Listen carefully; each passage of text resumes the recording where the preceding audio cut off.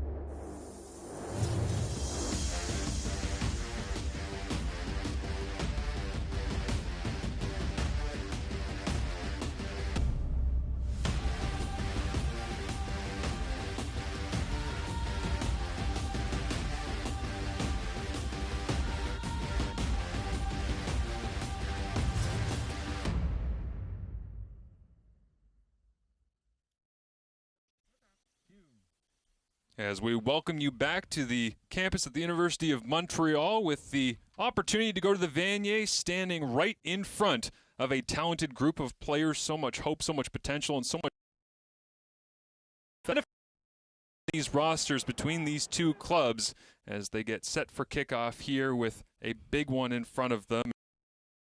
A while to into a bigger moment down the stretch, because the Vanier Cup is looming, of course, not too far away from the University of Montreal.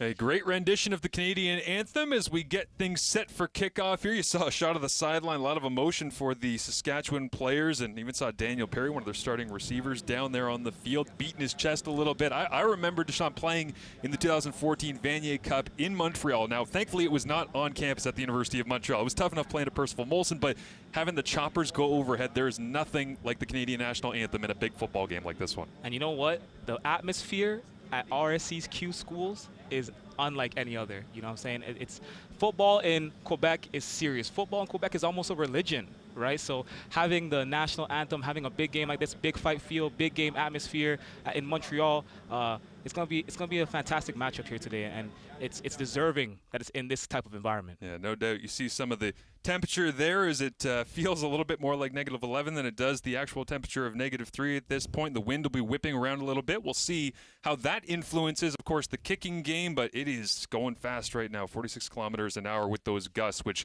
I think should play a big role, and we'll see how the quarterbacks decide to handle it as well through the coin toss and beyond as we get a chance to see the officials in today's matchup, as Stefan Ra will be the lead official up front as well, and we'll be running the proceedings in this one. Looking forward to having a clean game between these two teams and a little bit of excitement back and forth up and down the field with some high-powered offenses that have gotten it done in a variety of ways with, of course, the Dunsmore Cup 13 days ago. Lots of rest for the Montreal Carabins and their head coach, Marco Aidaluca, as he's been able to get a lot of practices in to get his team ready for this one. Meanwhile, coming out of the Hardy Cup, it is the University of Saskatchewan Huskies with significantly less time to prepare. That's a pretty significant advantage, Deshaun, you'd have to think, for the University of Montreal. But you also have to consider the fact that Montreal, unlike the other conferences, in the RSCQ, they played 8 games this season, right? So they have 2 games on every other conference. You got to consider the fact that, you know what, that bye week might have helped them out a little bit, because they're definitely dealing with that 6-game season. So the ball is on the tee, and we are ready to rock in the 2021 Uteck Bowl as it will roll off the tee. And everybody, you thought you were going to have to wait 13 days, University of Montreal? Well, you got to wait about 15 seconds longer as the wind plays havoc on the first play of the ball game here, as it will be their kicker number 37, Michael Arpin, trying to send it away, and they'll have their standout RSEQ halfback all-star have to hold this one, and Bruno Legacy as back to return on the other side for Saskatchewan. It will be number 34. That's Riker Frank, who's had a nice season returning in both the kick and the punting game. Underway in Montreal with a low line drive that skips down inside the 20-yard line. It'll be returned coming out the other direction by the University of Saskatchewan, and the tackle made there by Lassard as out will come Mason Nyhus alongside Adam Mackhart and Colton Klassen. And really, this is the base of that offense. They don't have a whole lot of size in those guys, but they make up for it certainly up front. And, of course, Sam Baker, a big-name receiver, and an Argonauts draft pick as well at receiver.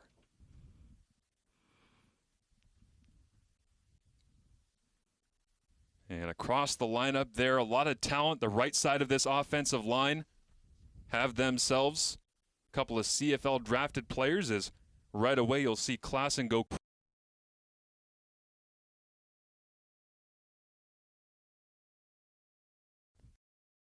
They'll be wrapped up after a gain of a couple there on the inside look right out of the gate with Adam Mackhart getting the rock and trying to use those big bodies up front, turning it backside right away, Deshaun. Yeah, you're going to rely on your run game all day, so I'm not surprised to see them hand it off to Adam Mackhart right off the bat. You want to get him in the game, get him involved, because you're going to be relying on him heavy all throughout this contest. So it'll be a gain of 6 on first down. Good down and distance here, healthy to take a shot in their own end of the field.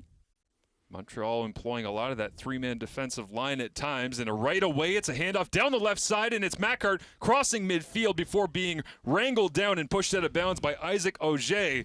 But not until a big gainer on back-to-back plays as we get a look at some of the names up front for the Montreal Carabins. Yeah, you saw in that last play, you just see the hole opened up to the side, and once the hole opens up, Mackhart is going to attack that hole. He got the first down and more, so you can't really allow those holes to open up, or else you're going to be really exposed, and you're going to allow Adam Mackhart to run wild on you all day. As Ethan McConzo, 46th overall pick by the Montreal Alouettes, and former head coach, of course, of the Carabins, Danny Machocha there is the general manager, will patrol at the free safety spot in the back end, trying to track down right now a quick little flip to the flats, and that's the first touch of the ball game for Sam Baker, who has been the leading receiver on this University of Saskatchewan roster throughout the season. Really strong player who's come on since being drafted by the Argonauts. So you see on that play right there, they fake the handoff to Mackhart. You have to respect the run because you've already established it. And Sam Baker is normally a deep threat guy, right? But they gave him a little pitch off right there, get him involved in the game, short little catch, short yardage play. Great way to get Sam Baker involved. A little bit of transmission problems on the audio here. We apologize for not being able to pick it up. Everybody back in the truck working hard on that. We'll bring it to you. But for now, it's 2nd down and 8 as Nyhus will look over the middle. Nice completion and right downhill immediately on Baker. It's the big hit and the strike from McConzo, who gets a clean shot in, but they will call it a completion and it will move the sticks. You're going to see all day Nyhus is a gunslinger. He steps in that pocket. Look at that. Snaps the ball 1-2. And he fits it into a tight hole right there to Baker. Baker makes the catch through double coverage, hangs onto the ball, catches a big hit, but it looks like his knee was down before he let go of the ball, and I think that's a first down. Yeah, he dove back on top of it, so It does pick up the first down for the University of Saskatchewan here in the opening drive as Legacy got beat that time on the quick little in-breaking route. So moving the chains, starting with the run and then going to the pass here for the Huskies. They'll go back to the run. A little bit of a counter play on the inside and picking up a gain of a couple on that one. But nice to be able to see the Huskies right out of the gate going run and pass, mixing it up in the way that we thought they might be able to, but you never really know until you actually face some of these big bodies that are coming out of the RSEQ. And you actually see right there on that carry, it was their second-string running back, Frank. What you're going to notice is that Saskatchewan has very great depth at the running back position. They played with 3 running backs all season long. That's why Mackhart didn't really take majority of the carries. He actually split carries. So don't be surprised if you see many faces carry that ball out of the backfield today. Mackhart back into the ball game here against a couple of stand-up defensive ends for the Carabins. They show blitz. They'll bail out and just rush 4. Out to the wide side of the field it goes. That one is completed, and it will be to number 82, Daniel Weeb, making the grab and picking up a nice little chunk of yardage, which should leave them manageable going forward as we get a look at it here. Yeah, Weeb is a solid possession receiver. You can see right here he runs this short curl, takes in the ball, tucks it down, turns to the sideline, catches a nice little gain right there. One of those plays if you're on the Husky coaching staff where you're saying, run away from that linebacker, man. Don't run towards him on the inside route, reading the coverage. It's funny, sometimes you get in these big national games and you end up having a little bit of discomfort as we get 3rd and very short here and a little bit of scrambling from the sideline as it looks like you'll have the offense on the field with Watson, the backup quarterback here, Ethan Watson, under center, going for it. Diving his way forward, and it'll be close. We'll see where the spot is going to land, and not surprising to see the standout middle linebacker, Michael Broderick, right in the middle of that fray, but it looks like they'll pick up the first down and move the sticks. Yeah, you have to go for it on third down. With that offensive line, you have no choice, right? Like I said, over 1,500 pounds in total weight. They're pushing defensive lines for miles. They've been doing it all season, right? So third down, you got to go for it. And a nice little look there at all 6'7", 330 of the fourth-year standout from Yorkton Regional High School in Noah Zare, as he's at left tackle, closest to you on the screen on the offensive line. They'll go outside handoff here once again. Matt Hart rides his way forward for a gain of a couple before he's stacked up once again. It's Broderick right into the middle of the fray. He's the leading tackler with 27 throughout the regular season for the Carabins. Yeah, he was an RSCQ All-Star. Don't be surprised if you see him on every single play today. Listen, he's going to be all over the field. He's a blitz back. He actually was second in the nation in sacks this year with 6 sacks. So don't be surprised if you see Michael Broderick all over the place today, all over the field. We'll see where he comes downhill on 2nd and 6. Again, nice long drive to open up this game, nearing 5 minutes time of possession. The Carabin offense has not touched the rock as of yet. Nyhus will back up, take his time, throws it underneath, up in the air, and knocked down on the coverage that time. It was Isaac Auger knocking it away from Colton Klassen. It looked like maybe Nyhus wanted something a little bit deeper over the top. He was holding on to that thing for a second, Deshaun. Yeah, you could see Nyhus going through his reads, and he didn't like what he saw. He had the deep man right down there. He had Baker. In the end, he went to his check down to Klassen, but Klassen was covered. And that's a big play right there. That's a great play to take the Saskatchewan Huskies probably off the field.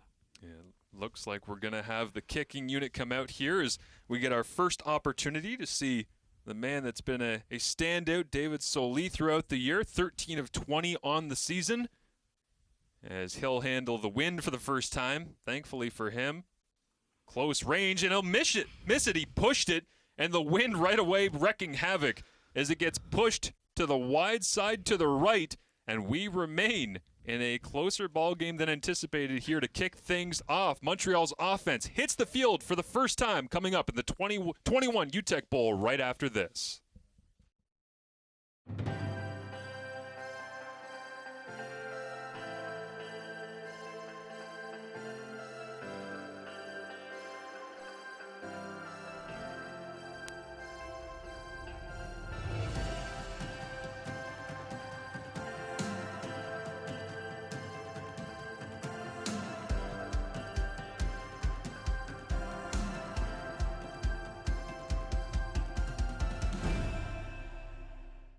This season, catch the best in Atlantic University sport excitement at home or on the go with AUS TV.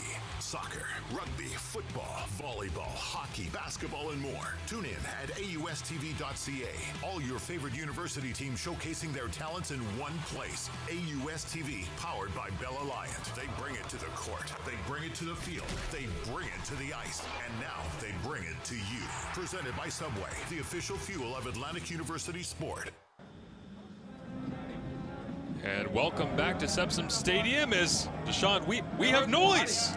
We got a little stadium noise bounce around. It is a 1-0 lead right now for Saskatchewan over Montreal after the single was kicked through the back of the end zone on the missed field goal that time by David Solis. So 65% on the year, 0% in the national semifinal here as the Huskies try to get back into the Vanier Cup in a big spot. But like to be able to see the offense move the chains the way that they did. I mean, it was a long drive to open this one up, and they controlled it in a bunch of different ways. As back to live game action here, and a handoff on the inside, and for the first time we see the Montreal backfield get stacked up as Beaulieu, the back, carrying it that time, as he has so much throughout this season for the Carabins. Yeah, Beaulieu's in his first year, but he plays like he's in his 3rd or 4th year. He's been taking a majority of the carries for Montreal this season. You're going to be seeing him all game long. He's a downhill runner, one-cut guy. He does a little bit of stuff out the backfield, can catch you in the flats, can hit you deep. So don't be surprised if you see a lot of him today. Riley Pickett gets involved on the tackle that time at 6'4", 250, the 3rd year at a Centennial Collegiate. Business major from Saskatoon. Is this time it'll be Senecal, the quarterback, going to Fisk-Casso underneath, and that'll move the chains. And we get our first opportunity to talk about Jonathan Senecal, the starting quarterback here for the Carabins. What have you seen from him this season, Deshaun? Again, like this Montreal offense, another young guy, first-year eligibility guy. He's a Quebec native. He originally committed to UConn, but decided to stay at home. What's really cool about him is you'll see throughout the game is he knows how to buy himself time in the pocket. He's elusive, he can extend the play, and he also has a great arm. As somebody who watched some UConn football this year, he made the right call. I think this is good to be in a national semifinal at home in Montreal, as he's got 1st and 10, little play action this time, and he'll flip it out underneath, incomplete, as it's knocked away on the play that time by number 25. That's Aiden Somokal, who bounces it away as we get a look there at Senecal, the quarterback. And, of course, his backfield mate is none other than number 48, Bertrand Beaulieu, who really has been the heart and soul of this offensive attack throughout the season. Like I said, don't be surprised if you see Beaulieu all over the field in this game. Just like Regis Sibasu in 2019, Beaulieu is that same type of elusive and versatile back that could do everything. 2nd and long, a dummy count here from Senecal. Looks to the sideline, changes it up as Fiscasso on the outside trying to communicate. Crowd noise on their side in this one. A little shovel underneath this time, diving forward, as it'll be Beaulieu getting wrapped up on the play by Delahaye, and it'll be about a 3-4 yard gain on the play. You can just look at Jonathan Senecal right here. He's a really unique quarterback. Like I said, he can do a lot of things. He's a very elusive quarterback. Every now and then, you'll also see him give out a Patrick Mahomes-esque pitch, and I'm surprised you saw it that early in the game. He's been doing a lot of that all season. Hands off to Beaulieu, of course. Those who don't be surprised if you see that again throughout this contest. So punting unit out on the field, and Alan Penverne comes out, is back to receive on the other side. It will be Colton Klassen, who, by the way, had no returns throughout the regular season. Low snap, but he has been employed here in the playoffs. And this one, nicely placed. Thought it came off the side of the foot. And it'll be brought down by Riker Frank on the sideline as the Saskatchewan offense comes back out onto the field, holding a 1-0 lead early on here in the 2021 Uteck Bowl.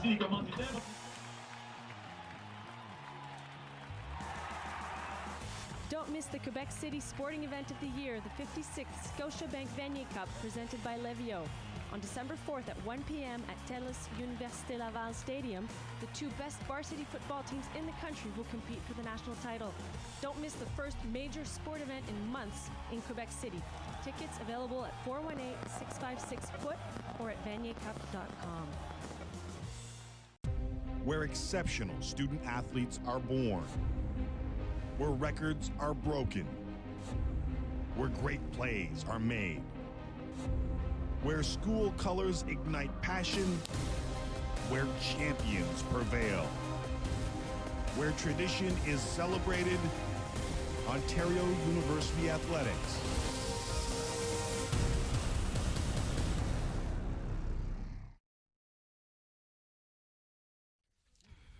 The banks of the St. Lawrence, as we welcome you back into the 2021 Uteck.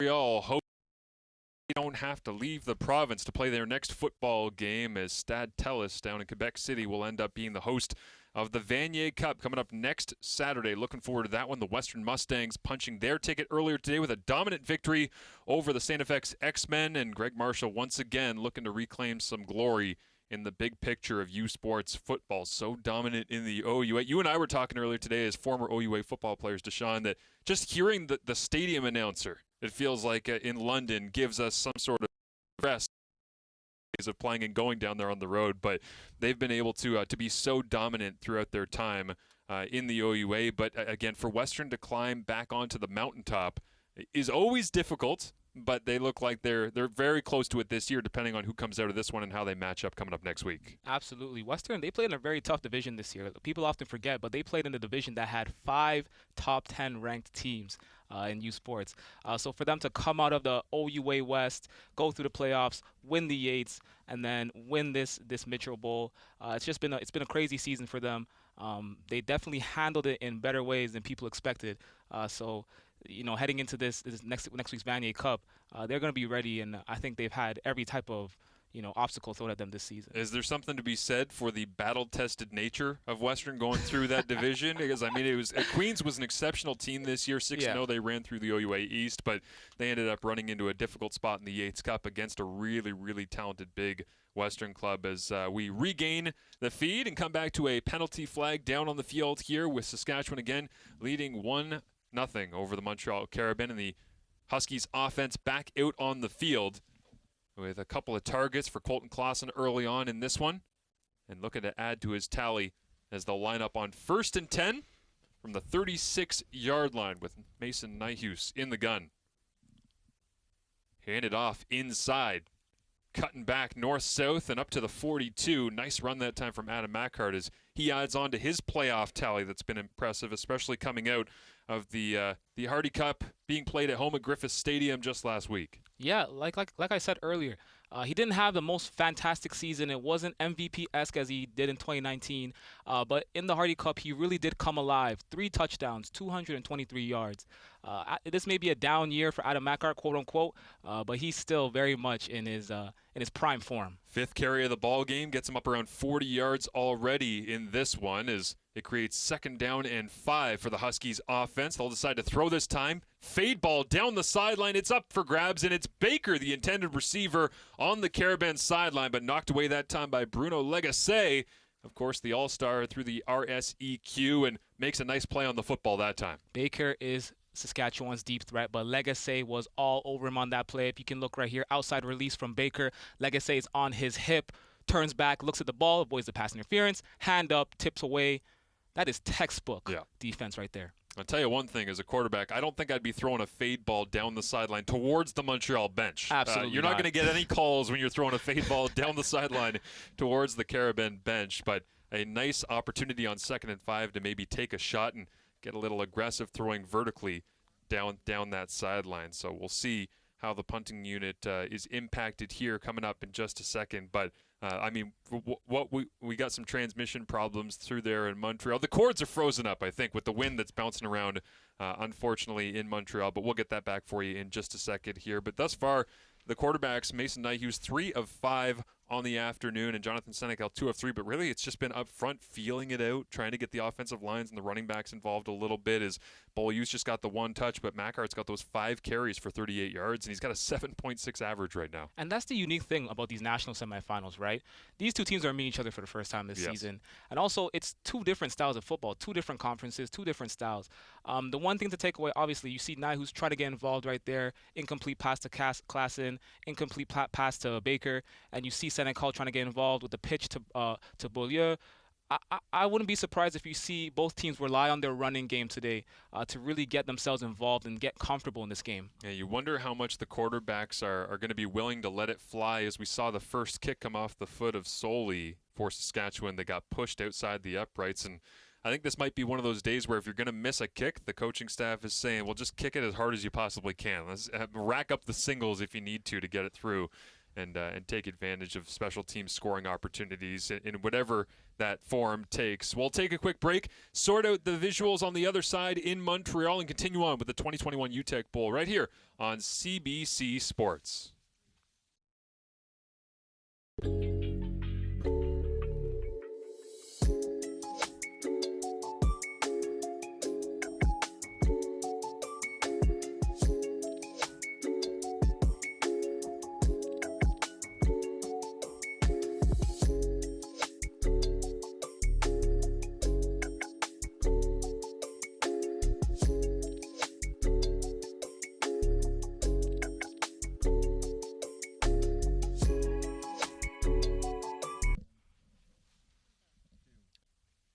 Welcome back. Transmission sorted out and ready to rock here with Saskatchewan still leading 1-0. And the first time that we get to see Doso, the talented receiver for the University of Montreal, their leading receiver on the year, Hussein Doso, and he certainly has got a lot of targets on the year, Deshaun, and they like to get it up and down the field to him pretty good as well. Yeah, first-year receiver from Paris, France, actually.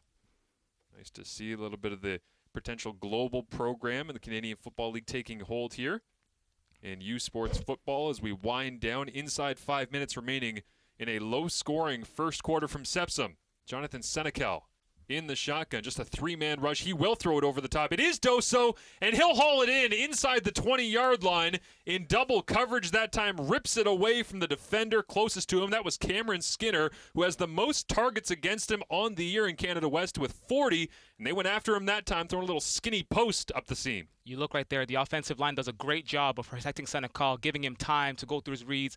Lets Doso get into his route. He beats his receivers, and he looks back for that ball. The DBs don't see it, but Doso sees it, and that's what matters. Turns back, catches the ball. Big-time game, puts them in the red zone. and he's feeling himself after the play. Look at that. I don't blame him. That's a nice play all the way down the field, and the first big shot of the ball game. You saw the first-year free safety coming over in coverage as well, as that's number 28, Tanner Reber, that was trying to cover some ground. Now they'll empty out Seneca. A little bit of a wildcat look here for the Carabin. Snap it up, go with the zone read, and it'll be a handoff to the outside. Nicely covered that time as the outside linebacker Lane Novak makes the tackle and will bring down the ball carrier and Whedon's Alexandra.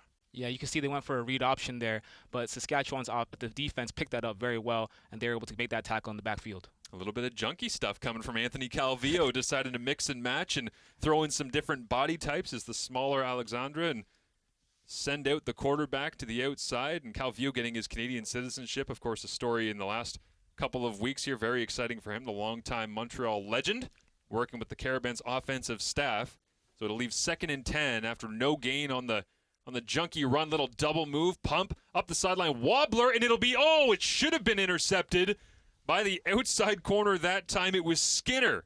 A redemption opportunity on the long completion that just happened to him with Doso, but he can't hold on to it. It looked like a broken play. There may have been a miscommunication there. It looked like he wanted to go for Doso, right? You see Doso stopped on that hook. Yeah, look at that. The hook and go. And Skinner, he dropped it, man. You think it's too cold up there or what? Yeah, it's looking like the hands need to go back in front of the heaters on the sideline maybe after that one, come back and regroup. But a fortuitous bounce, I would say, for the Montreal Carabin to be able to give themselves an opportunity to tag some points on here. Is for the first time in this ballgame we see Michael Arpin come out, 20 of 21 on the year, RSEQ All-Star in his own right, as he will put foot to ball and drive this one through beautifully. Montreal takes the lead. It is 3-1 with just about 2 minutes remaining in the first quarter between these two teams in their first ever national matchup. Back and forth we go. More Uteck Bowl just around the corner here on CBC.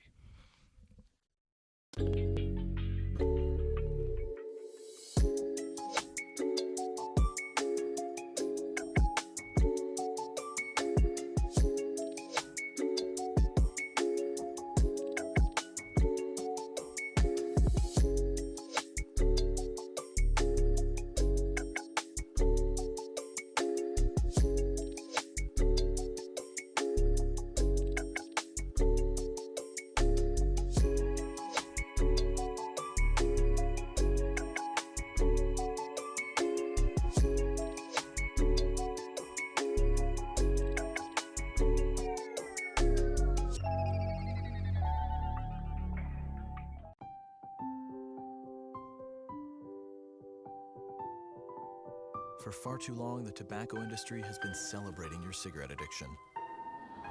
Well, party's over.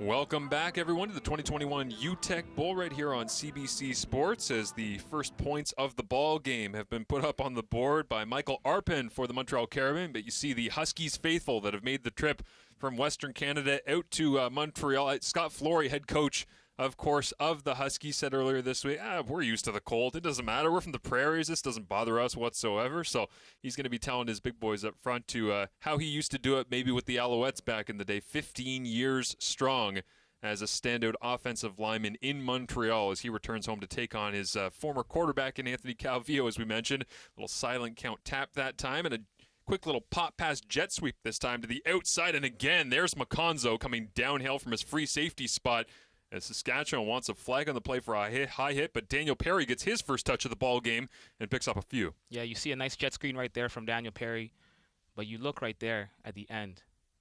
Yeah, he picks that up. He picks that up.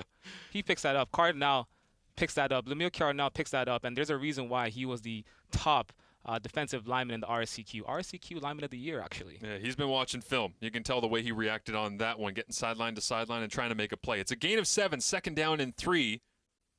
From Saskatchewan's own 42-yard line, and flags come up on this one, and they'll have to sort it out.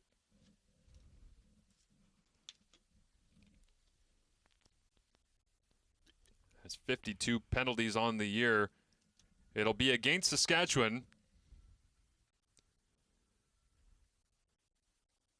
So it'll be a procedure call of the 5-yard variety that will back up the Huskies, and trying to continue the momentum from one of their early drives in the ball game as there's Scott Flory on the sidelines going to the play sheet. Offensive coordinator with the University of Saskatchewan for a couple of years before he took over the head coaching role. Took over a program that hadn't actually won themselves a playoff game in 9 years before he came in, and now they're in 2 national semifinals in the last 3 years when football was played, of course, with the 2020 COVID canceled season. As Nyhus against the rush, 2nd and 8, flips it out to the sideline. Pressure on, knocked away, and it is incomplete. As Legacy on the coverage that time as Colton Clausen was the intended receiver, and the pressure really got home quickly. Yeah, the pressure came to Nyhus, and you know he's a pocket passer, right? So once you take him out of the pocket, he exits his comfort zone. And he exited his comfort zone on that play, tried to get out to Clausen, but it was a pretty high pass on the sidelines. Obviously, Clausen's 5'8", couldn't reach that pass.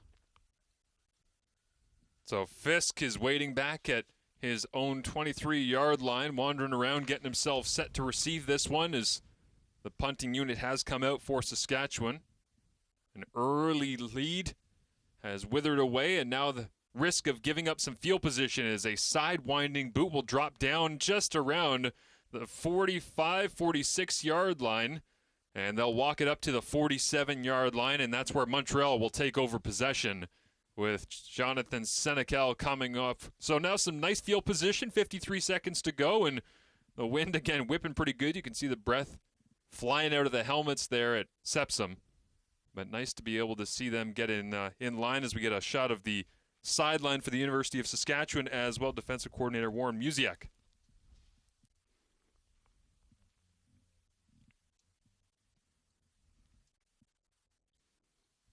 As Senecal with the clock rolling and 40 seconds remaining in the first quarter will go play action. Rolls out to the right-hand side. Thinks about stopping and popping. Now we'll throw it down the field and just throws it away. Trying to find it. Closest receiver that time was number 81, which is Doso.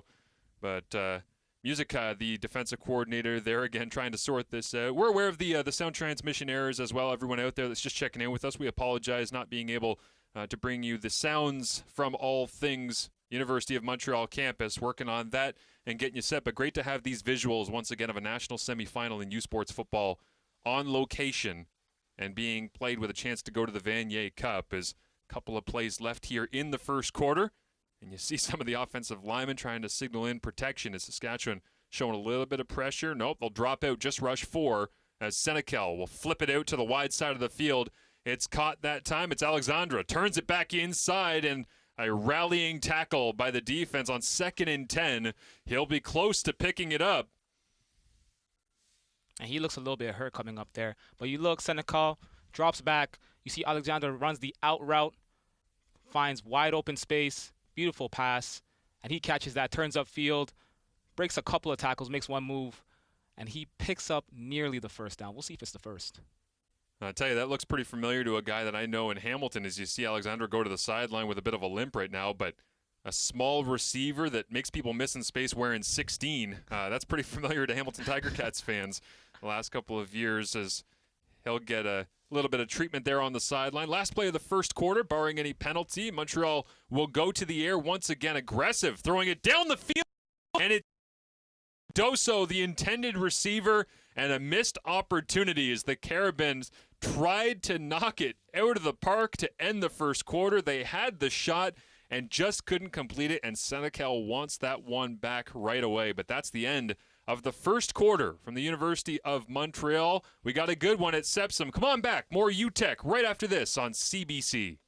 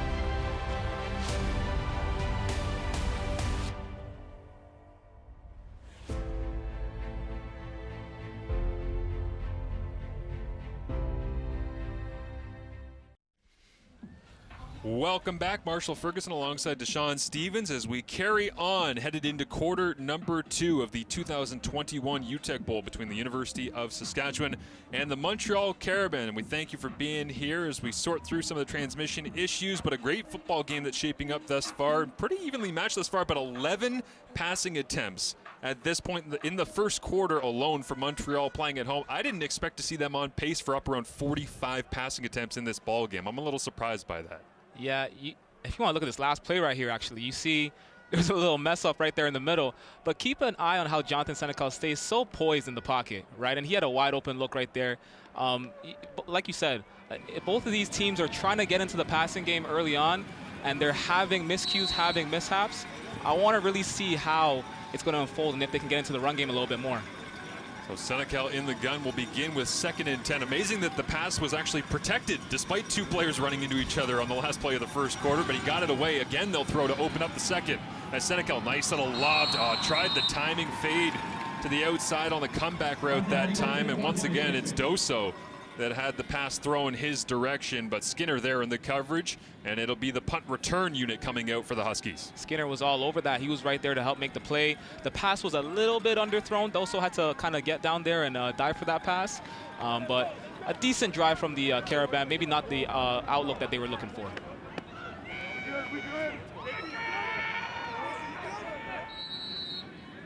And so Montreal will line up and decide to punt this one away, just a little bit on the outside of the field goal range, perhaps. As a nice punt this time, booming, a little bit of the wind swirling at Sepsim, and it drops down inside the 5-yard line. Nice return this time, out across the 20 that time, as it'll be Riker Frank improving his punt return average on the season. A penalty flag is down, brought down at the 22-yard line.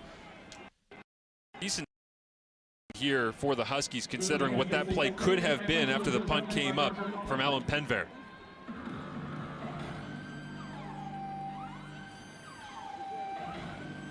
And good job for Frank getting that ball out of their own red zone, giving them some space to start this drive. So the officials discuss what they'd like to do with the penalty flag here, and Scott Flory looking for an explanation. During the return, retenu, holding, Saskatchewan, 10-yard penalty, first down. So the ball will be marked off at the 12-yard line of Saskatchewan, backing it up here, and again, back to the play sheet goes Flory, and you wonder how aggressive he decides to be deep in his own end of the field. He's leaned on Adam Macart a little bit, but always dangerous. Number 7, Colton Clausen out there is going to look in the backfield for the first time in this ball game of ace number 1, because that's Josh Uenchina that will get the handoff, and he'll cut it back right into the face of Broderick, the middle linebacker. But it is a decent gain on first down, Deshaun. Yeah, like I said earlier, Saskatchewan has a lot of depth in their backfield. So Josh Uenchina was actually the person that was splitting reps with Adam Macart this season, rushed for over 400 yards.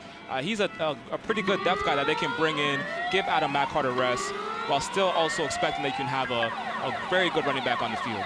Brett Vavro, the wide side wide receiver, and Daniel Weeb check into the ball game here.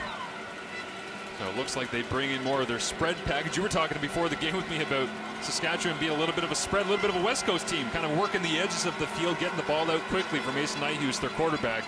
Takes a quick drop this time and does try to work the edges, and it's complete on 2nd and 6, as that'll be Vavra who makes the grab. And that will be Tyson Otis Copeland making the tackle on the play. Looks like it was just short, perhaps, of the first down sticks. So you talk about the West Coast offense, the West Coast theory.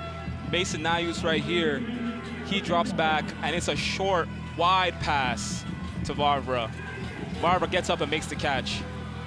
And sure, the first down, but that's a little bit of the West Coast theory, trying to stretch out that defense.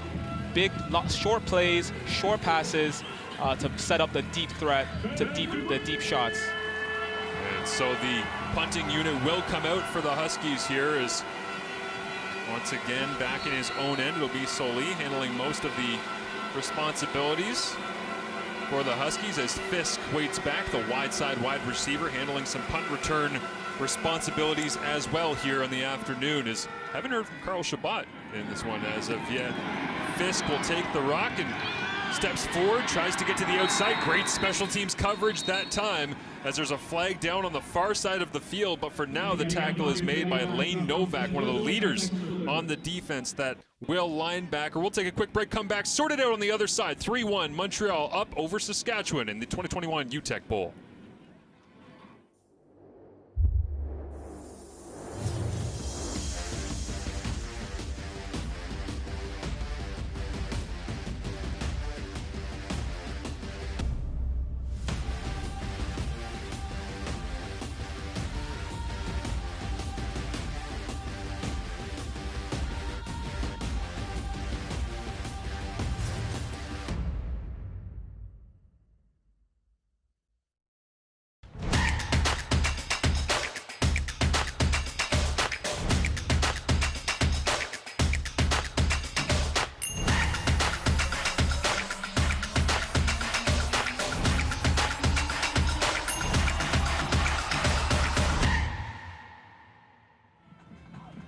Welcome back to Montreal in the 2021 Uteck Bowl as the score remains 3-1 right now, with a trip to the Vanier Cup waiting in the wings as both Montreal and Saskatchewan go back and forth up and down the field right now. Bit of a special teams battle shaping up here since that opening drive by the Huskies, moving it at a pretty high clip and holding on to the ball as well for about 5 minutes. Absolutely, absolutely.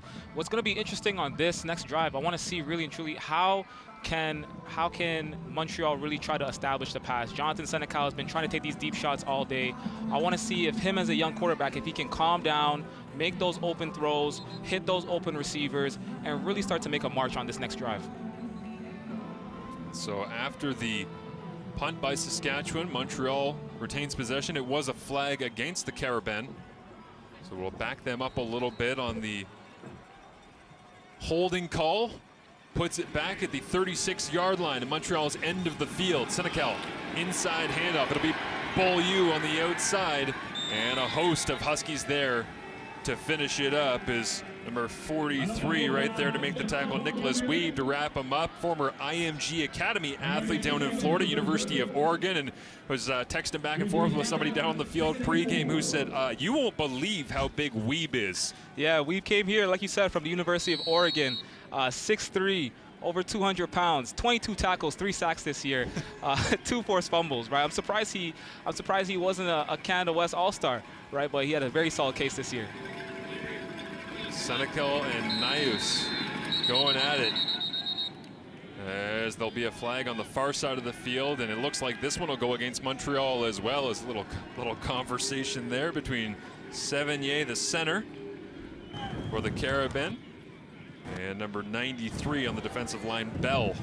Procédure illégale, legal procedure, Montréal, pénalité de 5 verges, Fervial penalty.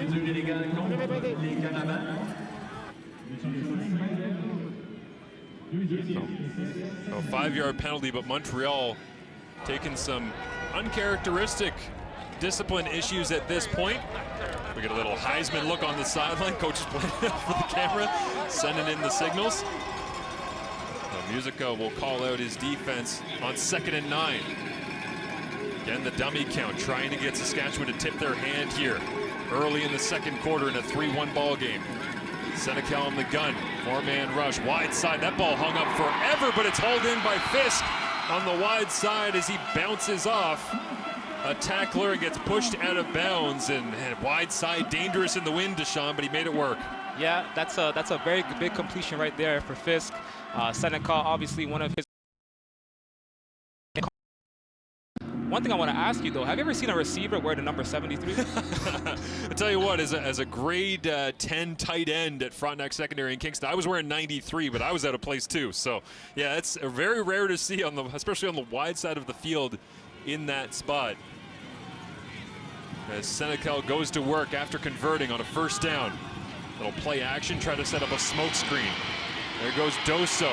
Bounces off a couple more himself, and you can tell the Montreal Carabins, there's a lot of little advantages to playing at home, and certainly on that far side, they're comfortable. They feel like they're playing Arena League ball, where they're just bouncing into those inflatable A-frames on the wide side, but protection here into that boundary by Bassett, getting out and attacking down the field with the lead block. Yeah, you see the short screen right there. They had to respect the run on the play action.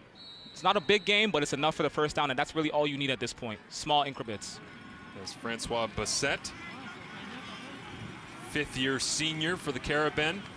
Will dig in as just across the 55 goes the Carabins with a 3-1 lead. Pop this one up quickly. Got some space to run across to the 40-yard line, brought down just outside the 35-yard line finally. But a nice pickup that time by Boulanger. Again, another one of those names where a lot of variety in this offense.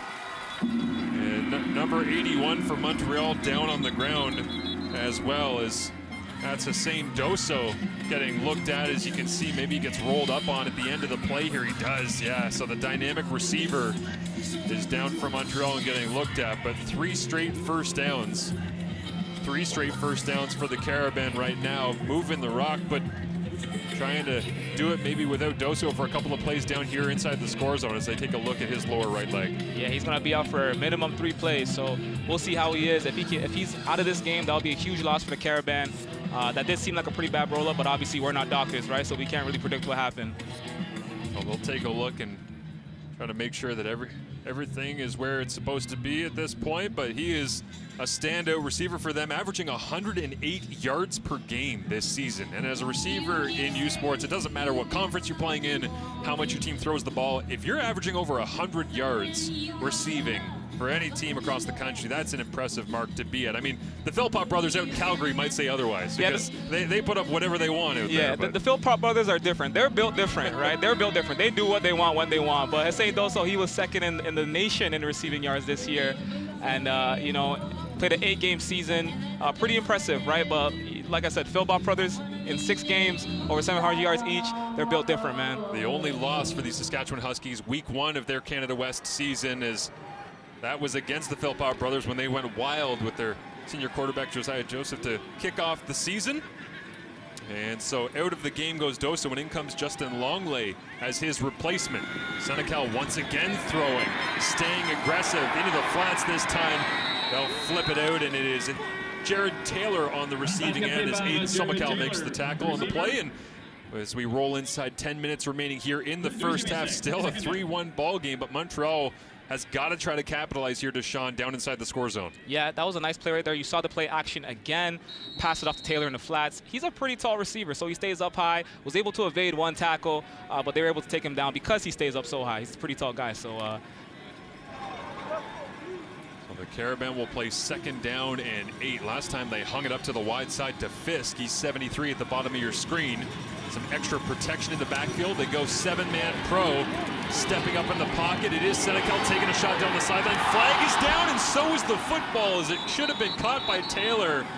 But it looks like this one might have come back anyways as the flag came up early in the play. you can see Taylor is pretty disappointed in himself. He was wide open there in the end zone.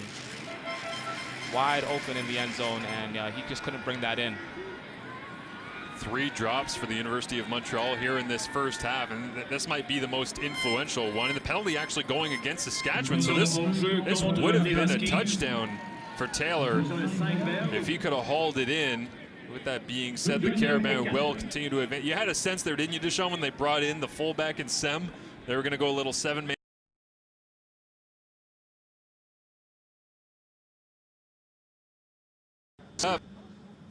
Complete the pass.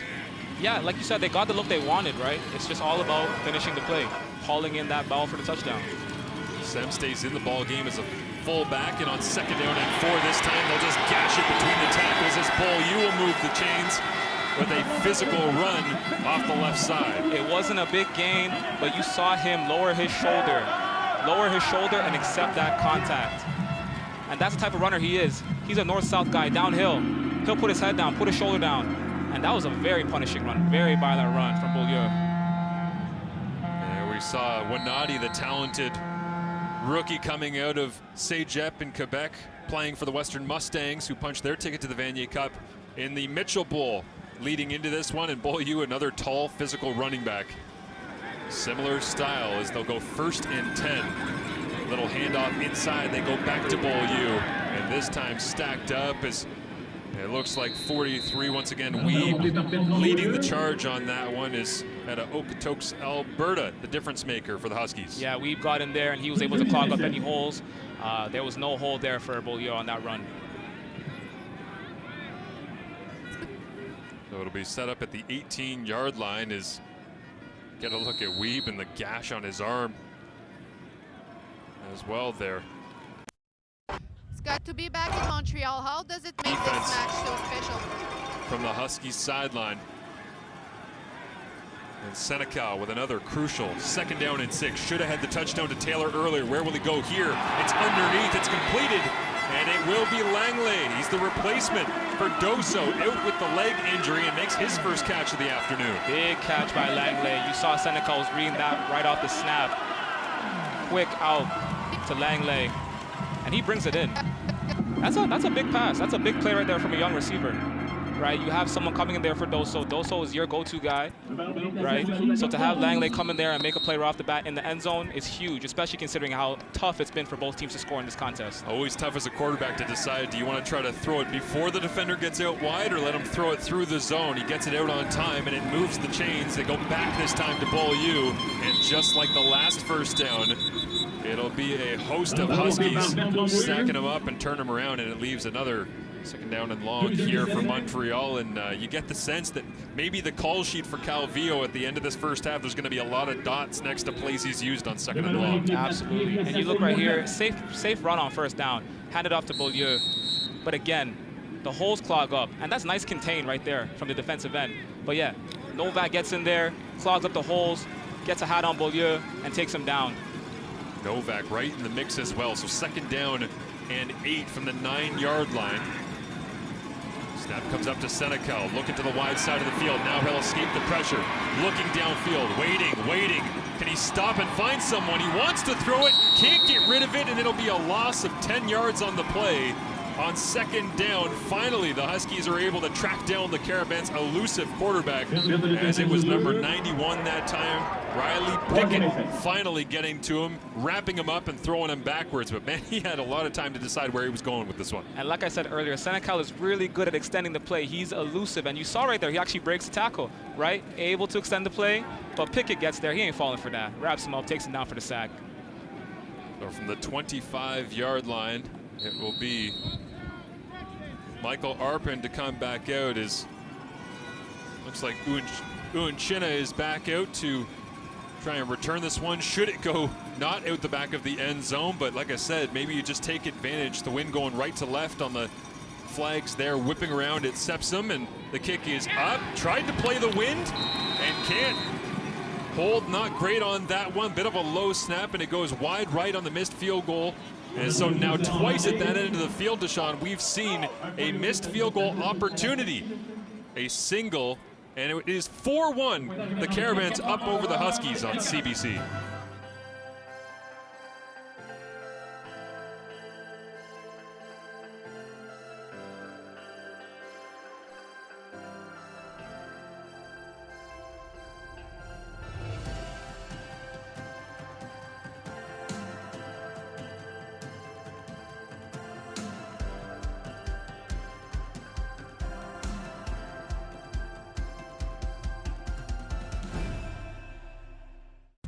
Where exceptional student athletes are born, where records are broken, where great plays are made, where school colors ignite passion, where champions prevail, where tradition is celebrated.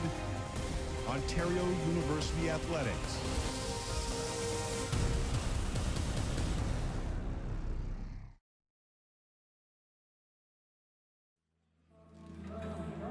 Well, it's not as high scoring as the first ball game of the afternoon here on CBC, as we saw the Mitchell Bowl, a dominant performance by the Western Mustangs. By the time there was about 6 minutes left in the second quarter, I believe Mark Lee, Deshaun was saying, well, I think this one's effectively over, because it was the difficulty dealing with the Mustangs running attack as they will advance to the Vanier Cup. We get a look here at the low snap and the hole trying to make up for it, but the missed kick that time from Arpin, and that one cost him. Should have been 3. Instead, it's a single at the back of the end zone. 4-1 is your score. Montreal in a bit of a dogfight right now with the Huskies. So they're resetting the 20-second clock here. It's loud at Sepsum, and Mason Nias trying to get his bearings after a nice first drive. 45-17, they defeated the talented Manitoba Bisons, Brian Dobie's crew, out there in the Canada West final of the Hardy Cup, as Nias takes a shot on a corner route into the wind, up in the air, and knocked away, as it was Sam Baker trying to get there, and that's All-Star on All-Star from the Canada West and the RSEQ. You look on that play, Legacy was all over Baker, but Baker is known to come down with passes through contact. So for a lot of people, that might not have been a great pass, but for Mason Nias, he trusts Sam Baker, and so he knows that's a good look. On that play, though, you just said, like you say, All-Star and All-Star. Legacy got his hand in there and was able to break up the pass. When you get to this point in the season with the playoffs and the national semifinals, the Vanier Cup looming, you love to see the best players going head-to-head. Only other time we get that's the East-West Bowl, really, right? Yeah. And this is a great opportunity to see a little preview of that with some of these players with CFL potential. Is now 2nd and long. Crowd gets loud. Flag comes up, and it looks like they might have had Macart right down the chute. Down the middle of the field, he knows it, and his eyes go to the sky in frustration. We'll see who jumped. Was it the offense or the defense? That could have been a big play. Yeah. And so Saskatchewan will get called for delay of game, and I think Flory's not happy about the clock. Le ballon en jeu. Saskatchewan, time count violation. 5-yard penalty. Sur le 5 Yeah, you can feel Flory's pain there as an offensive lineman, and certainly a preventable penalty, but in the noise. Playing on the campus at the University of Montreal, that's a tough one to swallow, with a lot of opportunity to maybe pull something different out of the playbook and find Adam Macart right down the middle of the field, as Nias has to go right up next to our lead official this afternoon to have any communication whatsoever with him. And again, they have to reset the play clock, so trying to sort out. Well, the offense is on the field. I think Flory feels like maybe the clock's starting a little quickly, and when he communicates it, they try to deal with it. So Nias on the gun, sorting things out at the line of scrimmage. 5-receiver set, Macart, nice protection over the top, incomplete. Knocked away that time by number 21, that's Tyson Otis Copeland, but it looks like he got there a little bit early on the pass intended for Colton Klassen. The pressure came on that play. You see Philippe Lemieux Cardinal, he came on that play right off the end. The pocket caved in quick on Mason Nias. He had to get that ball out quick, and he's been giving Klassen a lot of, you can see, not so well timed up passes today because of the pressure. On that play, the pass was a little bit high, triple coverage. So that was a great look from the defensive line. Interférence contre la passe. Montréal, pass interference. Premier essai. First down, Saskatchewan. And so Stéphane Roy marks it off. Saskatchewan just 1 point to their name here as Canada West trying to advance against an RSEQ team for the first time since the Huskies did it against Laval back in 2005 in a 29-27 final as the sun sets over Sepsum in Montreal. Lemieux Cardinal, stand-up defensive end here. They'll read him and this time flip it out quickly. It is completed underneath, and Klassen will haul that one in as the Montreal defense rallies to the tackle, but that will be the first catch in a little while here for Klassen. They're trying to get him involved in the game. You can see right now Mason Nias is really trying to feed Klassen the ball, get him comfortable. But you can see the Montreal secondary is all over him. He is a shorter receiver, so there is a height disadvantage there. But you can see Mason Nias is really trying to get Colton Klassen in this game. Klassen, an 8th-round pick, 69th overall by the Montreal Alouettes, playing somewhere that he might be familiar in the pros in his near future. 2nd down and 5. Nias over the middle. It's a mess in the middle. Incompleted. Baker was right there, likely the closest of the two, but Auger was in coverage as well. The passing struggles continue today for Saskatchewan. If you look right there, Adam Macart actually went into block and he leaked out, and he would have been a nice check down option, but Mason Nias wanted to get the ball to Baker on that post that they've been doing all season long. Again, just didn't work out. Tell you what, if Baker's able to haul that one in, he might still be running right now. Yeah. There was nobody left in that mess. As sloppy as it looked offensively, it made a bit of a pile in the wake of Baker, but it falls to the turf, incomplete. And so now Fisk goes back, ready to receive the punt from Solis. Puts foot to ball, wobbling boot, drives it into the wind, drops it down to the 28-yard line and returned out to about the 30 as a helmet pops off at the end of the play on Ethan McConzo, and clubs have a bit of a conversation with each other, but it remains 4-1 as we get set to close things out in the first half in Montreal.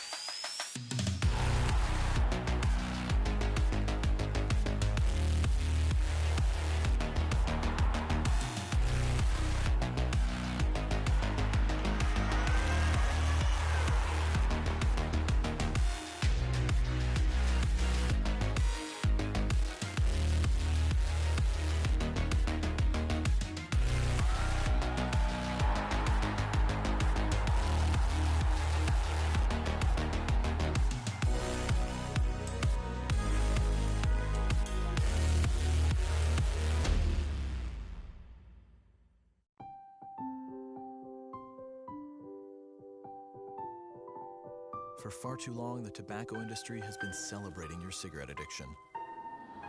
Well, party's over. 4-1 your score from Sepsim as we carry on here in Montreal as the Montreal Carabin offense make their way back out onto the field. And again, I am stunned right now, and maybe I shouldn't be, but just the number of times that they've entrusted Jonathan Senecal to send a message in the final home game of the year for the Carabin. Right now, he's 11 of 17, 137 yards. Mason Nias on the other side, 6 of 11, just 35 yards passing, but it remains a 3-point ball game as Anthony Calvillo dialing it up as offensive coordinator and quarterbacks coach of the Carabin. Again, flip it underneath. This time it's the fullback. That's number 36, Leonardo Sem, who gets hacked down by Skinner coming in from his corner position to make the play. Skinner has been all over the field today, but you look at Jonathan Senecal and the Montreal offense, like you said, really creative offense, right? Lots of wildcat options, lots of pitches. You saw another pitch right there. Didn't go for much, but it just really goes to show how creative this offense really is. 3-minute warning coming up, likely after this play, as it looks like Hussein Doso is back in the ball game, which is great to see. They'll go to him here into the boundary, and he cuts it back inside. Looks like he's got a little bit of a sleeve maybe on that right knee, some extra padding, but moving freely and picking up a first down for the Carabin as we hit the 3-minute warning. Nice to see him back in the ball game as such a big difference maker for them throughout the year. And you see Langley, who was his replacement, actually on the field at the same point, but up to the 42-yard line as they hit the 3. And you get a good look here at Doso, Deshaun. Great to see him back in the game. Nice to see him back out there on the sideline. We'll see if Montreal can punch it in to wrap up the first half after this. This season, catch the best in Atlantic University sport excitement at home or on the go with AUS TV. Soccer, rugby, football, volleyball, hockey, basketball, and more. Tune in at AUSTV.ca. All your favorite university teams showcasing their talents in one place. AUS TV, powered by Bell Alliant. They bring it to the court. They bring it to the field. They bring it to the ice. And now they bring it to you. Presented by Subway, the official fuel of Atlantic University Sport.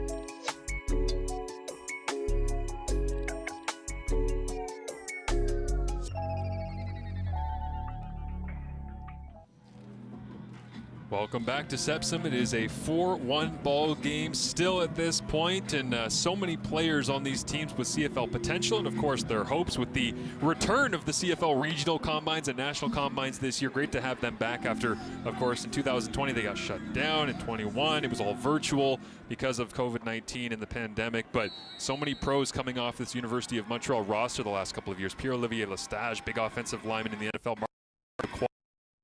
right now. Kerfala Igzame, Regis Sibasu, Mariam Benoit, Reto Cranby, Brian Harrell-Lamont, Sean Thompson. On and on, Deshaun. They've become a CFL pro factory, and it looks like Ben Beaulieu might be another one of those names that gets added to the list as Bertrand Beaulieu gets another carry, and will plug his way forward as Cherry in on the tackle. Beaulieu is starting to slow himself down. If you look, once he gets the ball, he's really starting to look for holes because he knows that this Saskatchewan defensive line is going to get in there and close the holes. You see they tried to rip the ball from him, but you can see he's really starting to slow his game down. He's really trying to get a vision of what's open and what's closed. Montreal given a warning by the officials that they've been wandering around off the sidelines a little bit too much, so they back them up through the officials, and Montreal's offense gets set for a 2nd down and 7. Still in their own end of the field. Seems like this possession's been longer than it actually has, as Senecal wants to go over the top. He does throw the fade. Does he get a foot down? Tapping it. It's in front of the Montreal bench. Aiden Summical, the defender, is saying there's no way. We'll see if we get a good, clean look at it here. Just has to get the 1 down in order to make it count. As Stephen Waugh, the lead official, asked for some communication on it, but here's the replay. Deshaun, what do you see? Senecal was looking at the weak side the entire time. And you look at Taylor, there is no space right there, but he makes the play. He adjusts right up in the air, and it looks like he gets a foot down. It looks like he gets a foot down. That should be a good play. Second play of 20+ in this ball game for Montreal as it stands right now, and they've tried to throw it vertically a little bit. They finally hit on one. Saskatchewan hasn't given up very much of that this season on a 7-game winning streak as Sevigny, the center, gets set to snap it back. Senecal will roll a little to his right, pressure on, tries to get out. He'll go down, and a sack into the backfield. Adding to his tally on the season, it's Pickett. Had 6 Hardy Cup pressures and a playoff sack, and he adds another, and Senecal is down on the turf. You look, Saskatchewan's defensive line really closed the pocket on that play. Pickett, Cherry, they all came through. Senecal had no time to even go through his reads. You look right here. Cherry really came off good up in the A gap. Pickett came off through the C gap, and Senecal went down. No time to even go through his reads. Yeah, they certainly worked the angles as Pickett fires up the Saskatchewan sideline. The Montreal Carabin fans obviously don't like it as their quarterback is down and injured, but a great play by him and that entire offensive line. So looks like Dimitri Moran will come in at quarterback for Montreal. Is on the season 54 of 81, 3 touchdowns, 3 interceptions. So he has gotten more snaps than the backups in Saskatchewan because at various points they have had to put him into games, but it looks like Senecal has sat up and getting his breath a little bit and sorting out exactly what they'd like to do moving forward. But regardless, it looks like Moran will probably take the wheel for the end of the first half here in Montreal. And Moran is he's a veteran in this program. He was actually a very big part of their 2019 run to the Vanier Cup, and you see Senecal is actually coming back out. It looks like Senecal's coming back out. Oh, is he? Oh no, he's running off. It looks like he's good to go. He'll probably be back. But Moran is a veteran in the program, was a part of their 2019 run. He was actually a transfer over from McGill a couple years ago, so he's very comfortable with this offense. So Senecal goes to the sideline and grabs the jacket. He'll take a break for a minute as off the sideline comes Moran, identifying, looks like a blitz look. Now they'll back out for Saskatchewan. Shows again that he's going to run, and then a nice little flip out to the boundary, but that one is knocked away. And once again, there's your guy, Deshaun Skinner, all over it. All over it. Made up for that that blown assignment earlier in the game, and since then, he's been doing his job. Staying on receivers' hips, batting down passes. I think that's his 3rd bat down in the game. If you look on that play, Moran was really staring down the receiver the entire time, so it was a pretty good read for Skinner. A 47-yard attempt is what they're lining up, as the wind is a little bit relaxed at this point, but seems like bit of a push here, considering what we've seen from the field goal kicking game in the first half. Is Arpin's 1 for 2, and on the other side, Saskatchewan 0 for 1 on their field goal attempts, with just the single going out the back of the end zone, their lone point in this ballgame. Do you think they're actually going to kick this one? I mean, it's a bit of an ask going this direction, as a late substitution comes in from the Carabin, and a timeout will be called. Montreal, timeout, Montreal. And so they'll take a second, and you wonder when they call the timeout because of the substitution whether or not they rethink their approach to this one. Yeah, not much luck on the kicking game today. Not much luck on the kicking game today.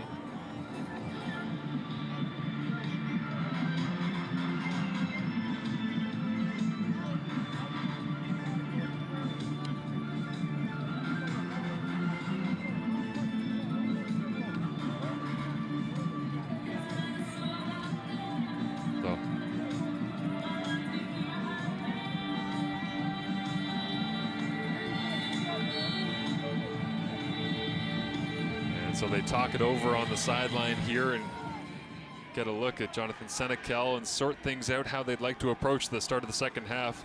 But a 47-yarder coming here for Montreal, as again, it'll be Uinchina back for the Huskies should this be a miss. This is a deep one. Good snap, good hold. Leg is into it. It's not going to go through.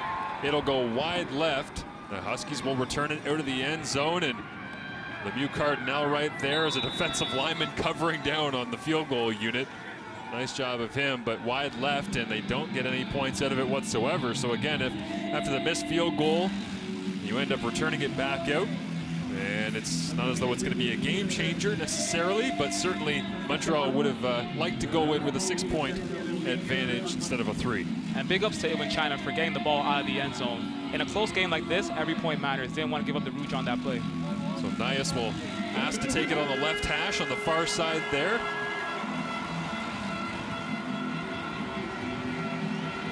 Macart in the ball game alongside his quarterback. Got himself 5 carries thus far for 38 yards. Started out hot, but slowed down just like the rest of this offense. Sam Baker, Argonauts draft pick. Just 2 catches so far in the ball game, and that lone point on the board. Show a little jet sweep, hand it off. It's Macart cutting back this time. Hop and a skip and a step, and up to just shy of the 30-yard line and just shy of the first down marker as well. Yeah, nice handoff to Macart. You see he was able to break through the hole, evade 2 tackles. Solid run, honestly, to be honest with you.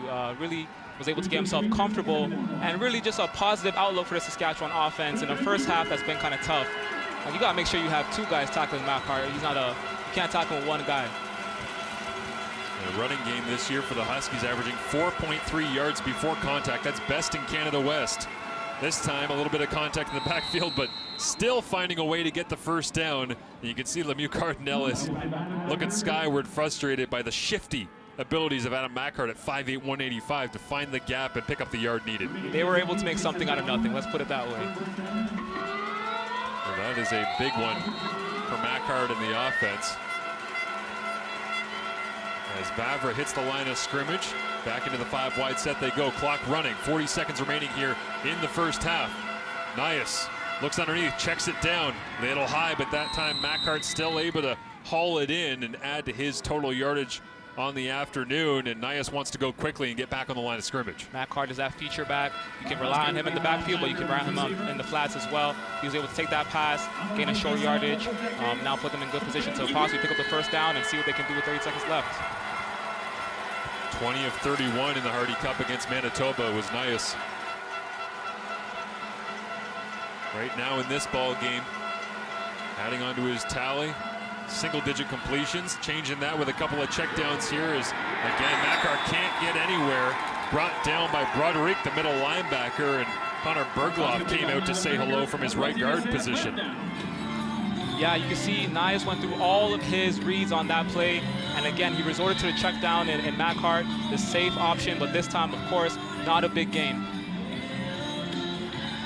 Bergloff, the 24th overall pick of the Ottawa Red Blacks, playing physical at the end of the play, but it's not going to be enough with Macart on that play. So just a couple of check downs, nothing vertical, as Montreal's defense obviously sitting back and trying to make sure that there was nothing over the top. There's the defensive coordinator, Denny Touchette, will be happy with that possession as they let the clock roll.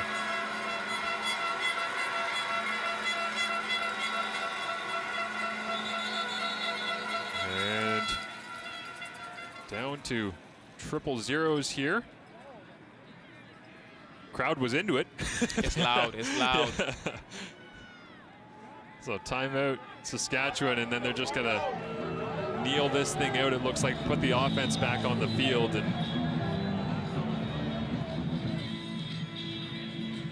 some of the perplexed looks from the Carabins defenders going, sorry, you did what? You let it run, hey, it's fine. He's just trying to get out of the half without giving possession back, obviously, to Montreal. A dangerous special teams play at the end of the first.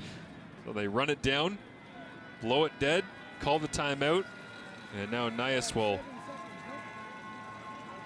complete the first half of play. Just 5 total points between these two teams that have been pretty productive throughout the season.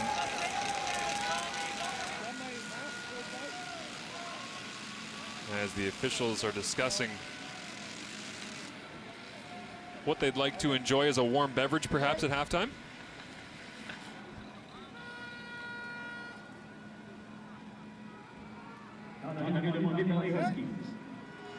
And it looks like they'll put 1 second up on the play clock, or the game clock here.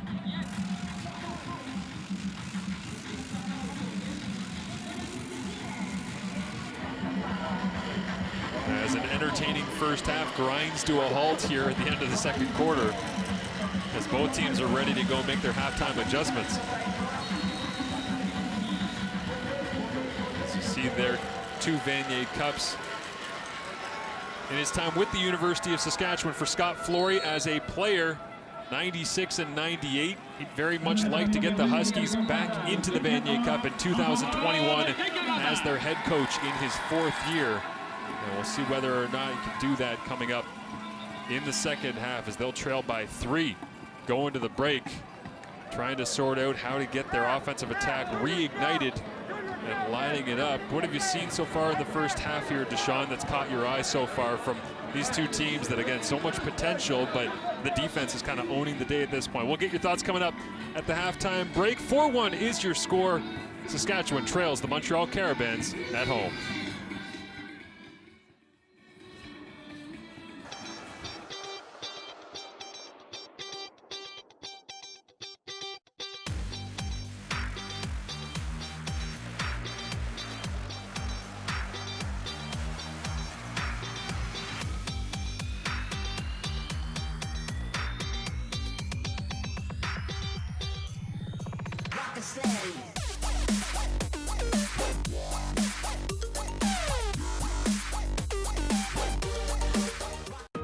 It's that moment again, the one you dream of every night.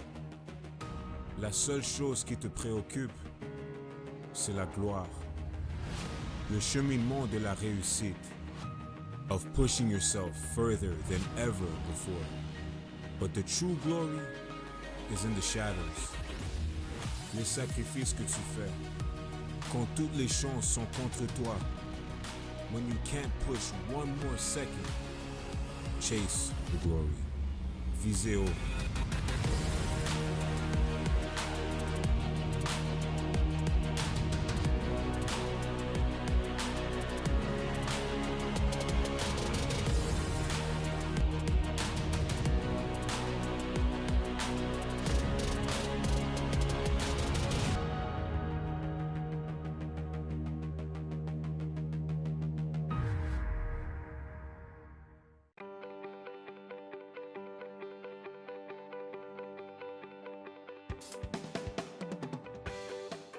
Favorite athlete is definitely Marc-Andre Fleury. I've looked up to him since I was a kid. So, top travel destination right now, I would say, is Greece. My mom's from there, has some family there, and I've never been able to go. So that'll be nice to go one day.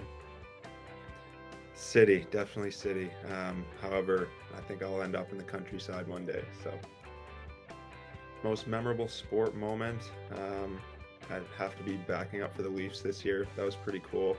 It was a whirlwind, so that would definitely be my most memorable. Favorite TV show would be The Office, but it kind of rotates between How I Met Your Mother and that. Second favorite sport is definitely basketball. However, football has been growing on me lately.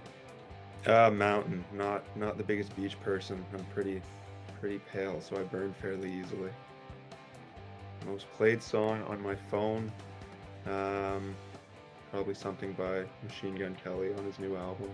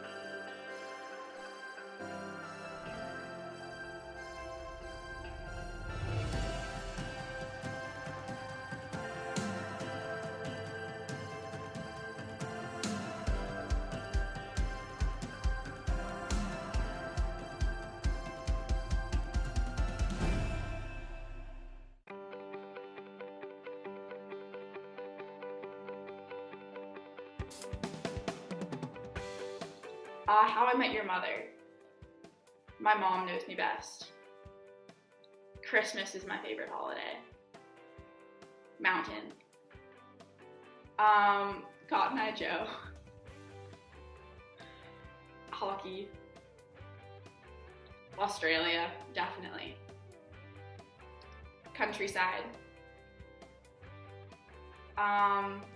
Eggs on toast.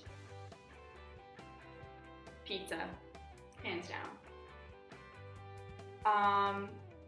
Go ziplining on the biggest zip line in the world. Coming second at Junior Nationals in 2020. Lizzie's in Waterloo. Dog. Ramona Hoffmeister. Snowboarding and being with my friends makes me most happy.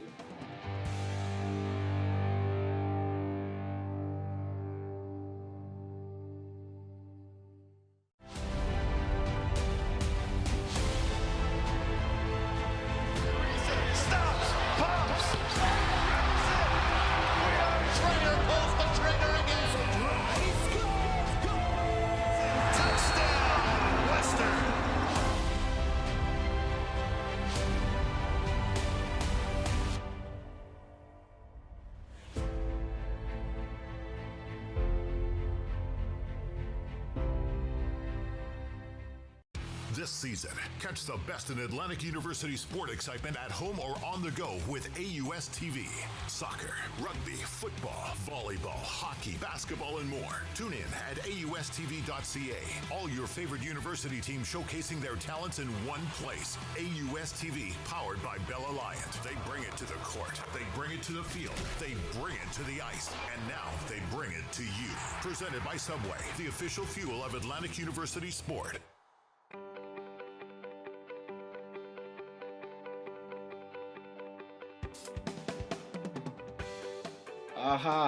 Most played song on my phone. I'd have to go with something by Morgan Wallen, probably. Favorite TV show? Big Breaking Bad fan, actually. Most memorable sport moment would probably be making it to the Memorial Cup with the Seattle Thunderbirds. My second favorite sport is probably baseball. I still play it in the summertime, so. Probably Christmas, get to spend it with family and friends, give some gifts, get some gifts, so I'd say Christmas. Being around people, family, that sort of thing. I'm a hard guy to make angry, but I think if you pester me long enough, I might get a little bit angry. When I played in Seattle, a place called Daniel Broiler, definitely the beach. I like it warm, sunny, so knows you the best. Probably my brother. We've grown up together, so I would give him that one.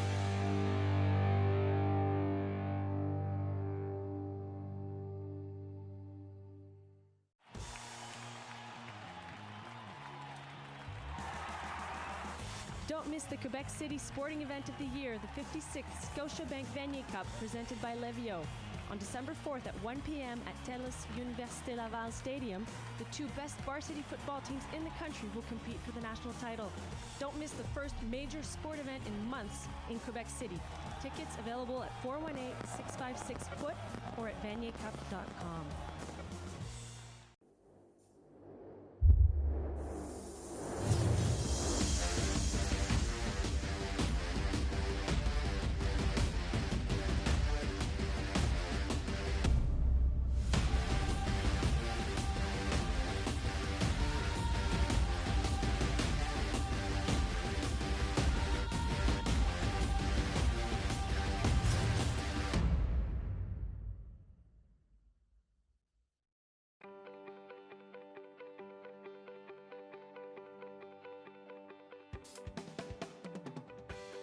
My favorite athlete would be Braden Holtby. Just a goalie thing, I guess. My second favorite sport would probably be baseball. Always played it growing up. Definitely mountain. I'm from BC, so I have an attachment to mountains for sure. My game day meal would probably be a penne alfredo with chicken and a little bit of salad. Non-game day meal, I think my favorite meal would probably be pizza, and I think everyone that knows me would attest to that. I would think Demi Moore would play me in a movie in my life. My favorite TV show is Friends. My most memorable sport moment would probably be making U18 Team Canada and U22 Team Canada. My top travel destination would probably be Russia. Most played song on my phone is probably Lights Up by Harry Styles.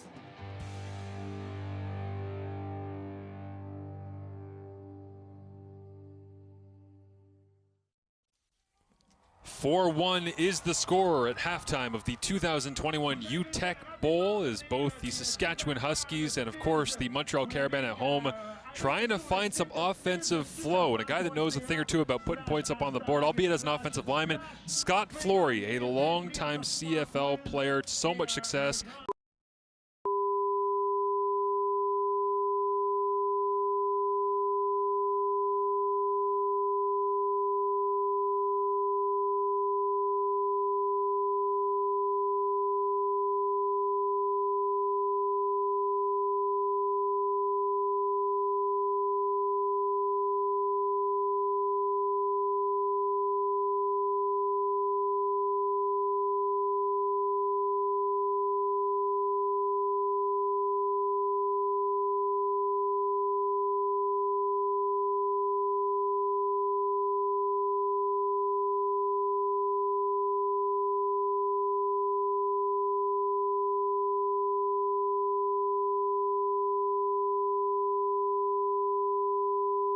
I can't say enough good things about AC. I mean, he played 15 years with the guy, and I mean, you know, what is a ton, utmost respect, and I know he's going to have his boys ready to go and prepared. So it'll be really good. Thank you so much. Have a good Merci game. beaucoup. Merci. Scott, to be back in Montreal, how does it make this match so special for you? Yeah, this is I mean, it's a beautiful city. I lived here for a long time, and there's a lot of great memories here, and it's neat, you know, kind of coming back and.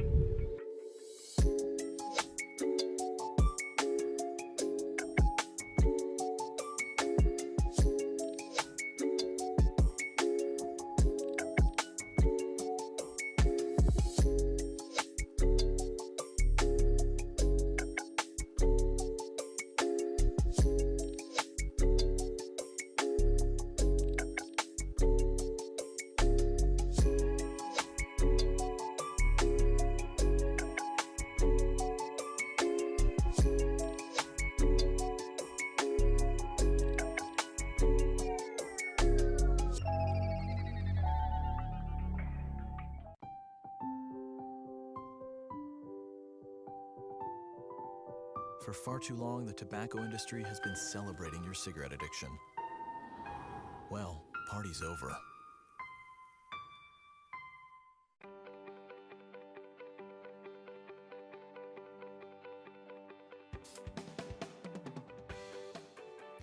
I mean, my most memorable sport moment has to be winning the World Junior Championships in 2019 as a member of Team Canada. Getting the chance to not only see the Canadian flag raised to the rafters, but to do it in Canada, in Nova Scotia, was something I'll never forget. Doc, easily. I actually love the beach. I love swimming, especially on a nice warm summer day when you can just soak up the heat. It's fantastic. My favorite athlete is Kevin Martin. In my opinion, one of the greatest is the greatest curler of all time. I grew up watching him play, and to see some of the things he did, especially at the Olympics in 2010, was really what inspired me to get fully competitive in the sport. My top travel destination, I think, would be something in Europe, I'd have to say. So the fact that we get to go to Switzerland, sort of get to kill two birds with one stone there.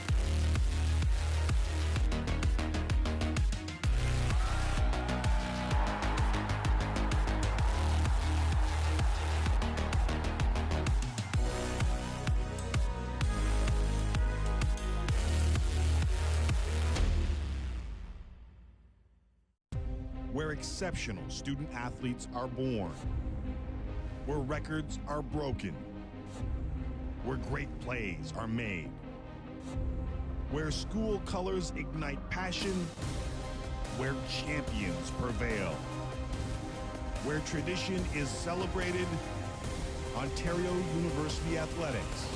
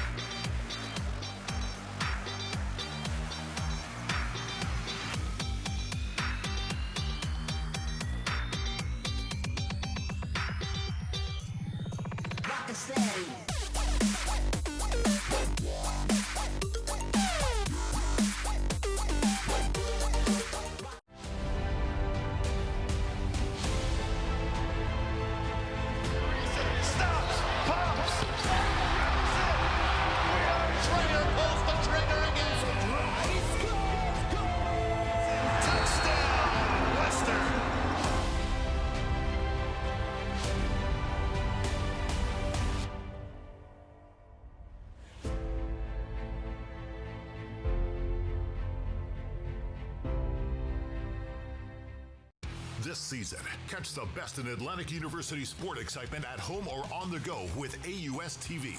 Soccer, rugby, football, volleyball, hockey, basketball, and more. Tune in at AUSTV.ca. All your favorite university teams showcasing their talents in one place. AUS TV, powered by Bell Alliant. They bring it to the court. They bring it to the field. They bring it to the ice. And now they bring it to you. Presented by Subway, the official fuel of Atlantic University sport.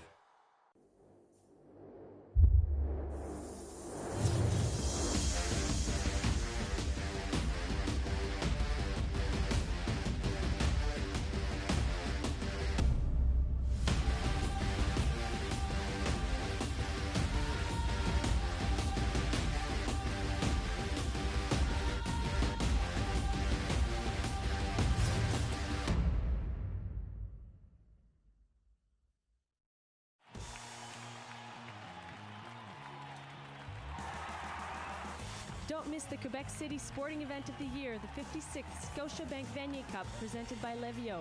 On December 4th at 1 p.m. at TELUS Université Laval Stadium, the two best varsity football teams in the country will compete for the national title. Don't miss the first major sport event in months in Quebec City. Tickets available at 418-656-FOOT or at vaniercup.com.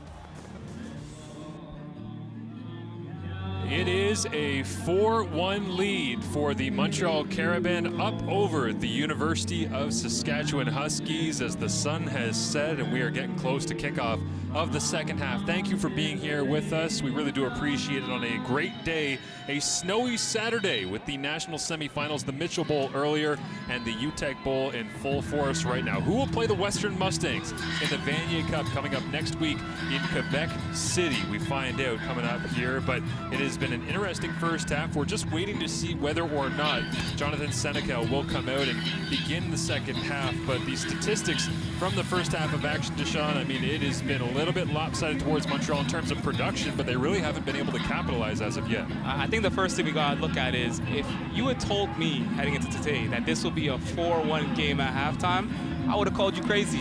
But you know what? The fact of the matter is that both teams are struggling offensively. Both teams are having tough time on special teams. The defenses have really been balling out for both of these squads here today. You look on the Saskatchewan side of the ball, it's been people like Skinner, Cherry, Liggett, and Pickett, right? You look on the Montreal side of the ball, it's been people like Brodique and people such as Cardinal, who have been really doing a good job up front. Both of these defenses have been dominating today. And really and truly, the second half of this contest, I really want to see which offense is going to be the one to step ahead, reach the end zone. Because at the end of the day, it's really looking like every play matters in this game, and whoever can reach the end zone might just be the one to win this football game. Yeah, absolutely. There's been a lot of tension, I would say, between these two teams as well. Interesting because they don't have any history. This is the first time they've ever played against each other, so it's nice to build a fast rivalry in this spot, but a great crowd there at Sepsum, and of course you got to get jump around playing to begin the second half, right? Get the energy up inside the stadium here and make sure that everybody is ready to go as the special teams units are back out on the field. And a marked difference for the way that the stadium looks from when we began the ball game, and you know the temperature is going to continue to drop. Wind relatively calm at this point, just seeing whether or not it'll factor into the kickoff, but the end zones are swirling a little bit with the wind around them as we get set to kick things off as Alan Penvern will come out.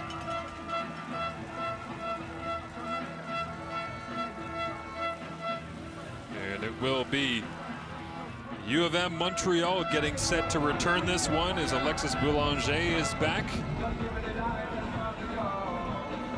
alongside Raith John Giroud.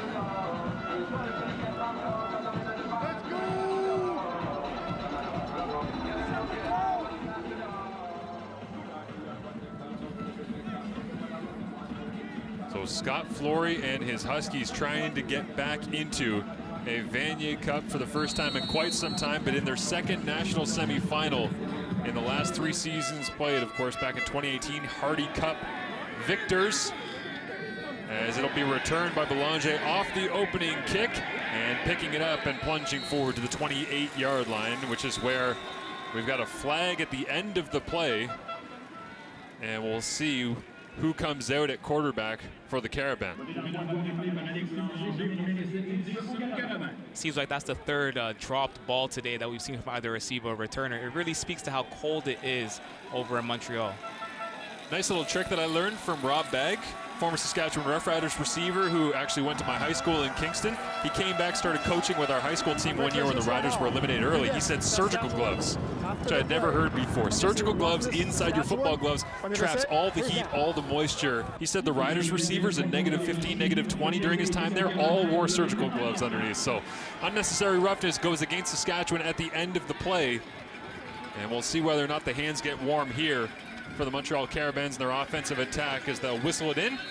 We'll get ready to go with the first play from scrimmage. Senecal is at quarterback, back in the ball game. They'll go play action and flip it back to the field as Doso, who was injured himself in the first half, will bounce off 2 Saskatchewan tacklers and be pushed out of bounds just outside the 50-yard line by number 28 of Saskatchewan. That's Tanner Reber, the first-year free safety, coming down to help out. Senecal came with a fake pitch on that pass, flipped it right back over to Doso on the screen, and this is the talent right here that Hussein Doso has. You can see right here he breaks a tackle, breaks another tackle. He started behind the line of scrimmage and was still almost able to pick up the first down.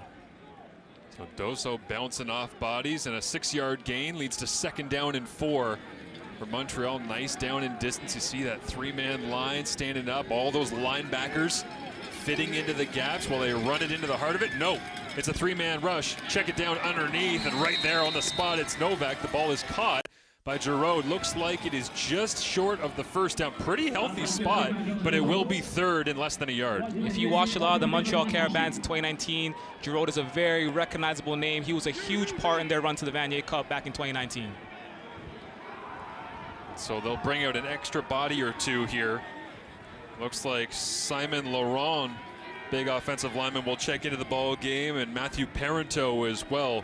So some substitutions coming on the other side for Saskatchewan's defense to try and get a stop. And what a play this would be for Saskatchewan to kick off their second half and possibly change some of the field position battle that played such a key role early in this ball game. As Dimitri Morin, the backup quarterback, does check into the ball game in short yardage, motioning Jared Taylor around as well. Plunges his way forward, and it looks like he's going to have it. Didn't need much, but Saskatchewan's defensive line did a good job trying to get underneath. Somakaw believes that Saskatchewan did the job. No signal. As Stefan Waugh, the lead official, will take a look at it. And they're actually going to measure. Yeah, they're going to bring the sticks in real quick here to try and have a look at it, which the Carabins fans don't like very much. But hey, if you're a Saskatchewan fan in attendance, gives you some hope. You know what? It's only fitting because this game, 4-1, it's become a game of inches. Grinding it out. Yep, it's going to be a game of inches here today. Every play matters. Every inch matters. Both teams struggling, so even just a first down right here would be huge for the Carabins going forward on this drive. Montreal leaving their offense on the field here, trying to do the old substitutions as an argument to convince they will get the first down. And it's less than half the football that ends up being the difference on that one as Morin comes to the sideline. And Scott Flory looks down at his defensive coaching staff and shrugs and says, all right, time to go back to work. Extra offensive lineman looks like reporting here for the Carabin as they bring in the bigs on 1st and 10 from just shy of the 55 on their own end of the field.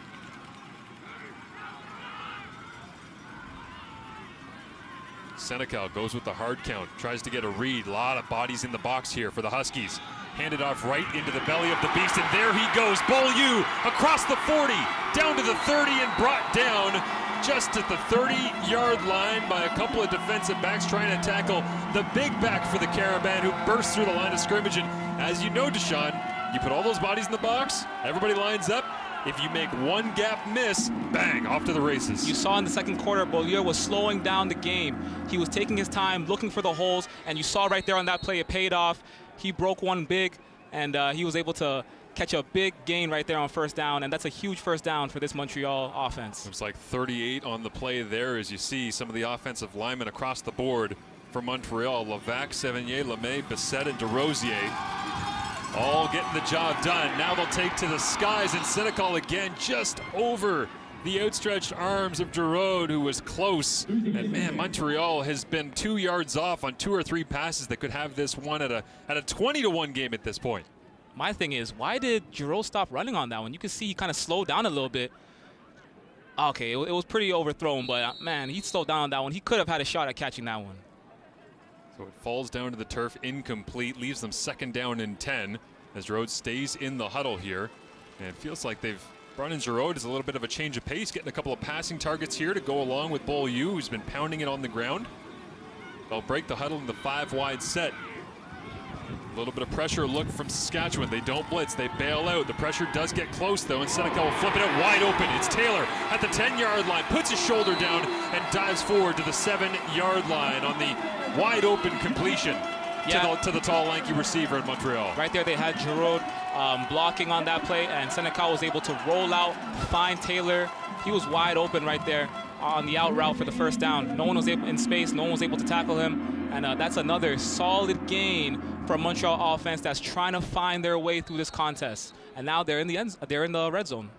A lot of movement pre-snap that time from the front seven of the Huskies, showing looks, bailing out, trying to get to depth, and all it took was one miscommunication. And down the right sideline goes Jared Taylor. First and goal. Ball set up at the 7-yard line. Senecal, play action, looks to the flats. It's Doso, one hand grab, knocks it down to himself, but Skinner is there all the way across the formation from his boundary corner spot. He makes the tackle to the field. That's a long run for a boundary corner. Skinner has been all over the field today, man. I'm telling you, he's really balling out in this game. Ever since he had that mishap in the first quarter, he has really made up for it and more. You can see that was a little bit of a high pass, but Skinner was able to make sure that he finished that play and gave Doso no chance of gaining any yardage. 6', 185 kinesiology major at a St. Joseph High School in Saskatoon, makes the play, forces second down and goal to go for the Carabins. Senecal, late pressure coming. He'll step up in the pocket, rolling to his right. Is anyone out there? No, he'll try to run and slides his way down. And it looks like he's wrapped up and brought down for a loss of 1 on the play.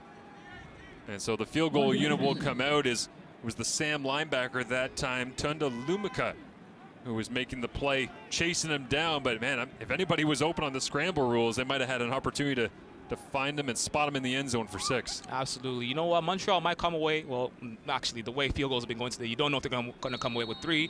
But on this drive, you saw a lot of positive vibes, a lot of positive hints here and there that they could really get something rolling going into this contest. If I'm Anthony Calvillo, I have only good thoughts about this drive. 1 of 3 so far is our pin, but been tough kicking this end of the field. Doesn't matter. The beautiful backdrop of Sepsim with the trees doused in snow as we head towards December. And of course the Vanier Cup coming up next week as Montreal expands their lead up by 6, trying to punch a ticket to the Vanier Cup. This season, catch the best in Atlantic University sport excitement at home or on the go with AUS TV. Soccer, rugby, football, volleyball, hockey, basketball, and more. Tune in at AUSTV.ca. All your favorite university teams showcasing their talents in one place. AUS TV, powered by Bell Alliant. They bring it to the court. They bring it to the field. They bring it to the ice. And now they bring it to you. Presented by Subway, the official fuel of Atlantic University sport.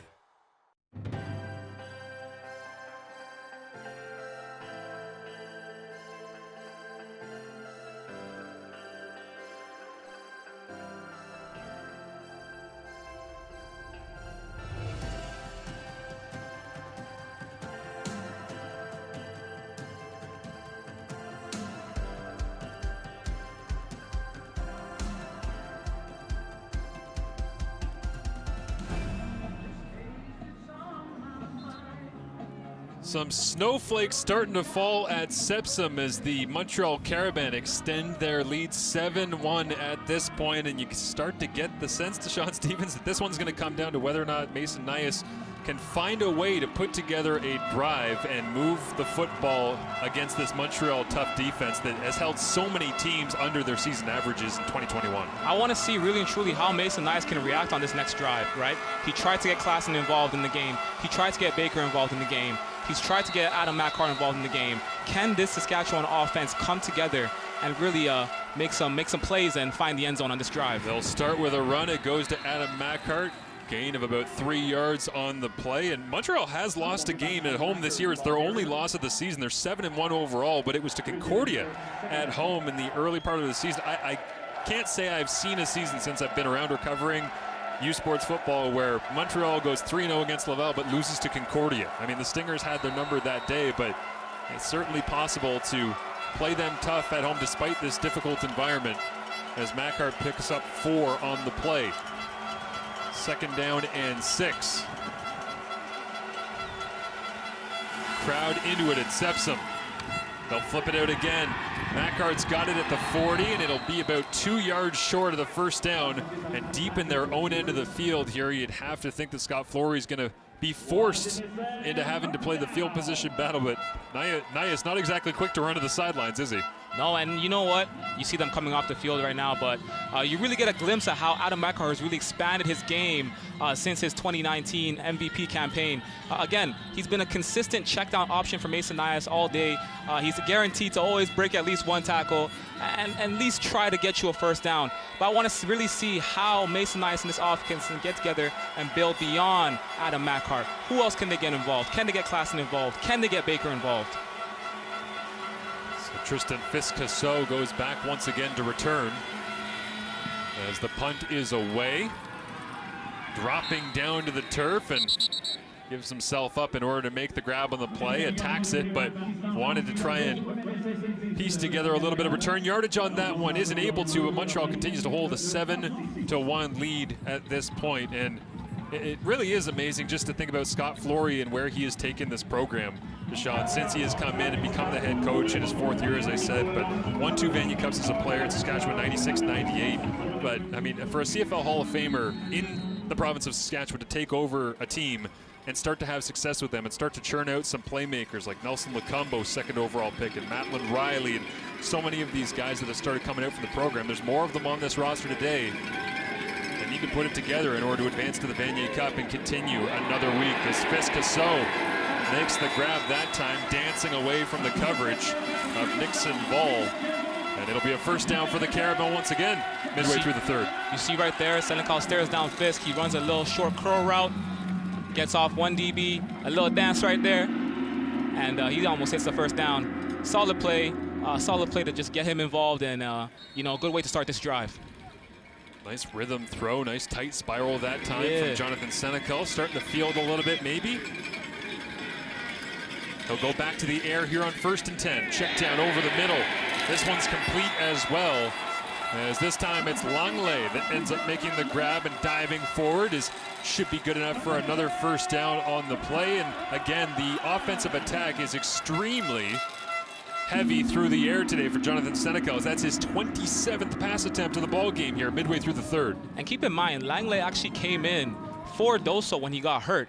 So the fact that he's still in the game right now means Anthony Calvillo has the utmost trust in him as a young receiver in this game. Matthew Parento, the extra offensive lineman, number 66, checks into the ball game here as the heavy look from the Carabins. They'll even throw it at the heavy look today. Why not? It's working. Doso, wide side of the field, makes the grab, pushed out of bounds that time by Charlie Ringland. And like I said, on that last drive, even though they only walked away with 3 points, lots of great hits, lots of great tidbits, lots of great things to take away from. And you're looking at this drive right now, they're rolling. That's 3 straight completions for Senecal. I think those are his first, that's the first time he's completed 3 straight passes today. So you can really see this Montreal offense is rolling, and they have a rhythm now here in the 3rd quarter. It looks like too many men on the field against Montreal is the preliminary indication, as Flory looks for some clarification. Actually had a conversation with Stefan Patacic and John Behe, who were the coaching staff of the 2011 McMaster Marauders that won the Vanier Cup that year the other day, and they said, yeah, the game against Laval, they had extra guys on the field 2 or 3 times that wasn't even flagged because they were just substituting so much that they got caught a little bit in their own substitution packages. Montreal, 13 men in the huddle. Montreal, 2nd down. You talk about that 2011 Vanier Cup. We just passed the 10-year anniversary of that game. This past week. Yeah, it was.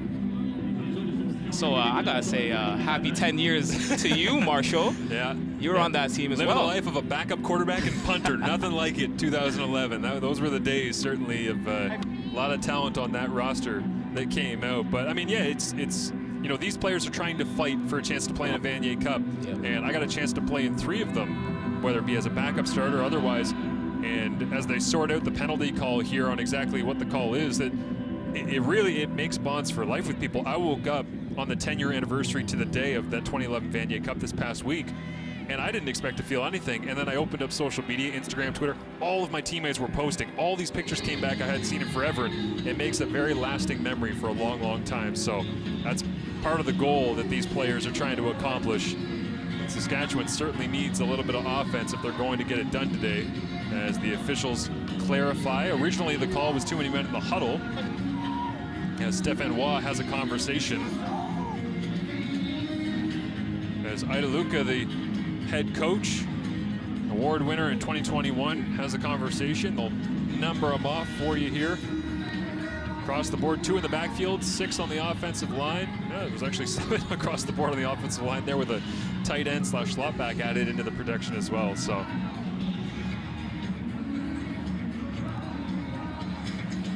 I think at this point, Senecal just wants to stay warm and get back to playing football.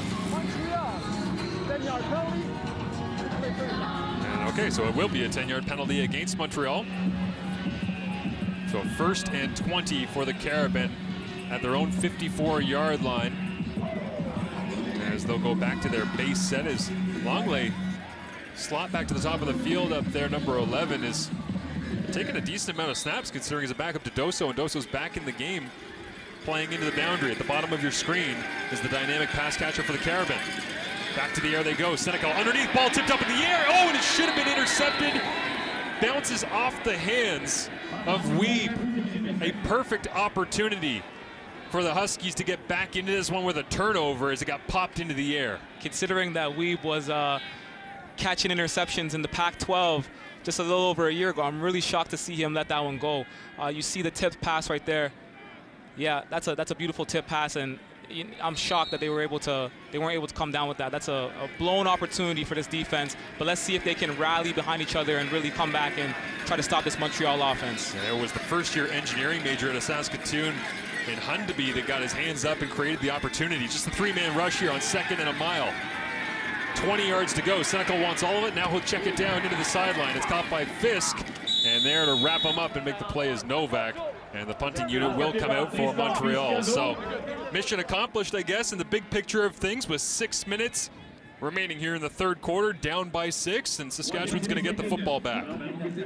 Yeah, they're going to get the football back. And again, this game, it's a one-score game, right? At this point, this is anyone's game, right? So I really, really want to see now on this next drive if Saskatchewan's going to lean towards the run, if they're going to try to go beyond just pitching it off to Adam Mackhart. How are things going to flow? I really want to see now how the Saskatchewan offense will flow, because they're struggling today. Riker Frank back to return here for the Huskies. Low snap, skips into the feet of Penvern, but he gets it away. Hangs it high into the air, caught at the 5-yard line. Coverage units there, but Frank breaks away, cuts back. There is a flag down, but a nice return here by Frank out past the 25-yard line. As I'm not sure how Frank wiggled out of that one, and maybe he had a little bit of assistance from a hold or a block in the back based on where the flag came up. If this return stands, he really gave some people a heart attack there. I thought he was going to get tackled on the 1-yard line. Yeah, we'll take a quick break, come back. Saskatchewan with possession in the 2021 Uteck Bowl when we return.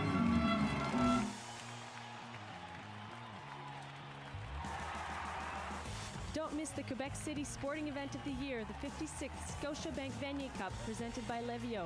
On December 4th at 1 p.m. at TELUS Université Laval Stadium, the 2 best varsity football teams in the country will compete for the national title. Don't miss the first major sport event in months in Quebec City. Tickets available at 418-656-FOOT or at vaniercup.com.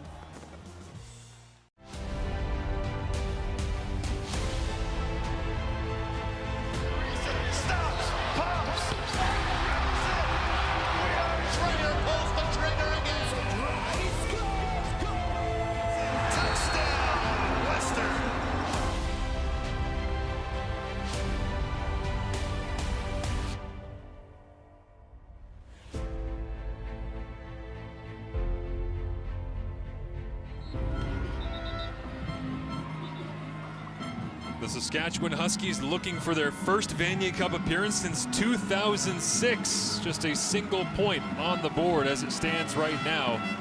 But the offense with possession, and the wind's starting to whip a little bit more as a little bit of snow, a little bit of wind, a little bit of playoff football in U Sports in 2021. So great after so much time away to have these athletes back on the field and fighting for championships with fans in attendance. You forget how great crowd noise feels, unless right now you're Mason Nias and you're backed up in your own end going against that crowd noise. Then not exactly ideal, but I'm sure he'd take this over sitting at home in no season right now, as the Huskies will start with a handoff. It's Makar once again diving up the gut. That'll be his 9th carry of the ball game. A gain of about 4 yards on the play gets him up around 60 yards thus far on the ground throughout the ball game. Yeah, no surprise there. You're deep in your own end zone. You go to your bread and butter. Hand it off to Adam Makar. He's going to for sure get you at least 5 yards on the carry. So Saskatchewan goes from their big package backed up, and 2nd down and 4. They bring in a couple of extra receivers on the snap. Daniel Weed back into the ball game. Rhett Vavra as well. And they'll spread it out as Makar becomes the lone back. A couple of CFL drafted Canada West All-Stars on the right side of the offensive line protecting Nias as he'll take a look. Fires a rocket in behind the intended receiver, intended for Vavra, and can't make the grab. And so now, trailing by 6 points, deep in your own end, wind whipping around, you'd have to think they give up the points. Yeah, that was a tough run right there. Nias was able to draw back and go through his reads. No pressure. Offensive line did a great job. It was just a low throw there to Baker. Yeah, Sam Baker was the intended receiver. Wasn't able to complete the pass, and you could see the frustration on his face. That should have been a completion. Yeah, for a guy that had a pretty high completion percentage throughout the year, 2019 Huskies Offensive Player of the Year, back-to-back academic All-Canadian and Mason Nias. And 2nd in explosive pass completions on the year with 44 behind only Josiah Joseph. And they need one of those explosive plays more than anything at this point, as it's a 9-1 lead for the Carabins, clawing their way towards a Vanier Cup appearance. Back into the 3rd quarter coming up for you as we continue in the 2021 Uteck Bowl right here on CBC. It's that moment again, the one you dream of every night. La seule chose qui te préoccupe, c'est la gloire. Le cheminement de la réussite, of pushing yourself further than ever before. But the true glory is in the shadows. Les sacrifices que tu fais, quand toutes les chances sont contre toi, when you can't push one more second, chase the glory. Visez haut.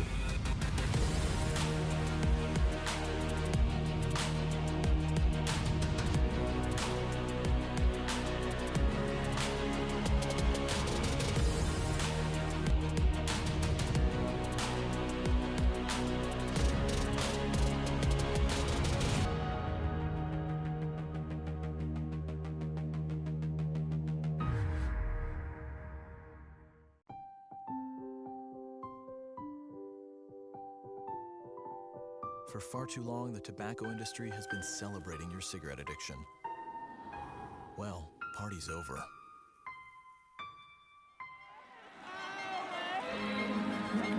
Well, welcome back to Montreal as we continue the 2021 Uteck Bowl. It is a back-and-forth matchup right now. 21 completions in the ball game for Jonathan Senecal.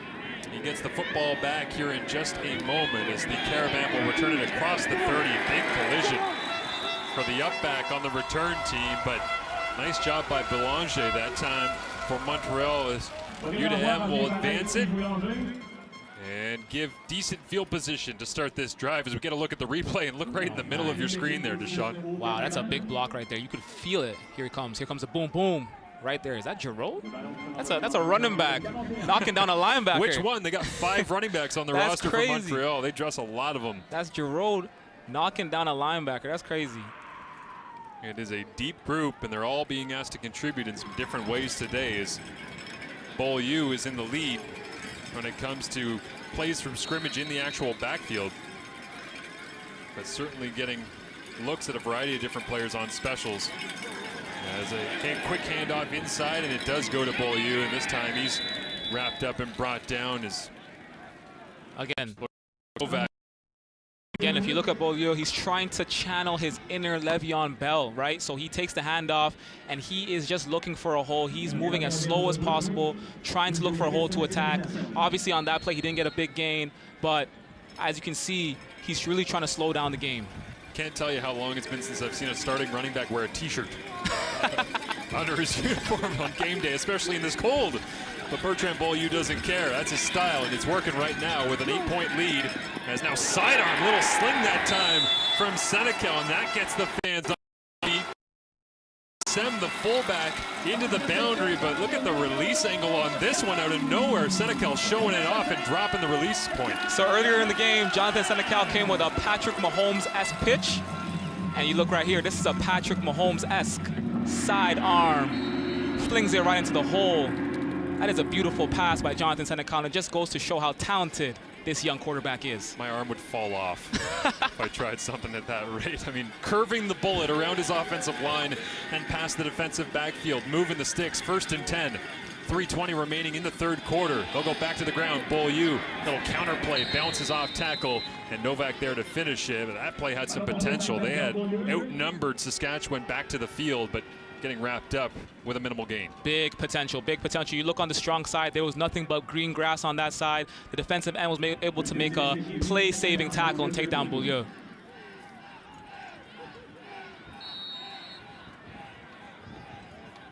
So now 2nd and 8 for Montreal. Saskatchewan's defense trying to dial it up. Do they go pressure, using so much of this 30 front? They'll send 5. Senecal gets it away underneath against the blitz. And on 2nd and 8, looks like they were okay to have anything in front of them as the tackle officially made by Charlie Ringland coming in to tap them down.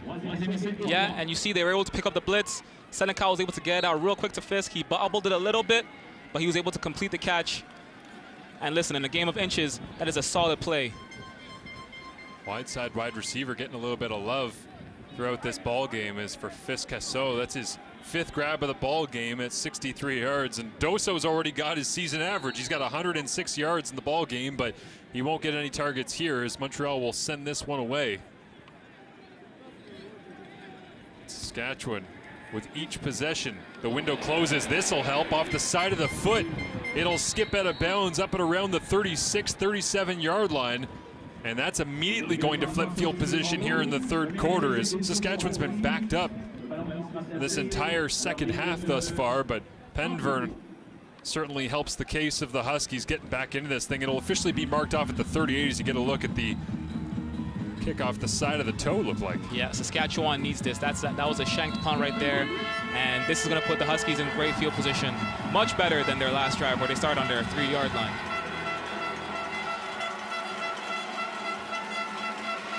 So back to work goes the Saskatchewan offense.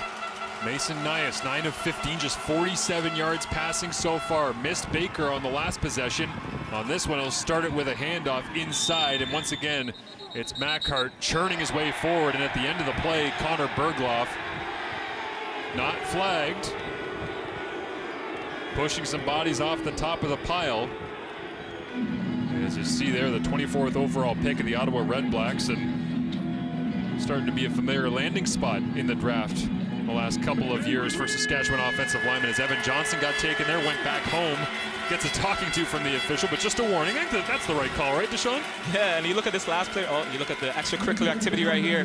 There was some stripping after Mackhart went down. He was just trying. He's just trying to defend his running back. I think Meeson was selling that one a little bit too. I think as soon as there's a little bit of a flop in there. Yeah. As soon as an offensive lineman hand touches the DB, all of a sudden it's like a cannon went off. It'll be a 1st down for the Huskies. They'll move the sticks. Love to see the offensive lineman getting into it again. This big group up front for the Huskies across the board. A lot of veterans on the right side, but young pretty much everywhere else.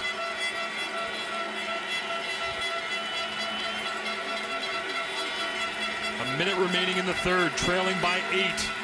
Go back to Mackhart. They're going to stick to the ground once again, and they follow that right side of the offensive line as Bergloff, the 4th-year right guard, didn't have to toss anybody after the play that time. He got it done between the whistles. Listen, if you're a fan of the Saskatchewan Huskies, you know the vibes, all right? When things aren't going right, you can hand it off to Adam Mackhart. Like I said, he's for sure going to break 1 or 2 tackles. You see on this play, there's a big hole right there. He's able to break 2 tackles, and he just gets tripped up at the end, but a solid run from the senior running back. The 6'8", 335 fifth year out there as well. Number 62, Nicholas Sumik, making some nice blocks. Is on this one. It's over the top. A flag is down, but Weeb catches it on a corner route.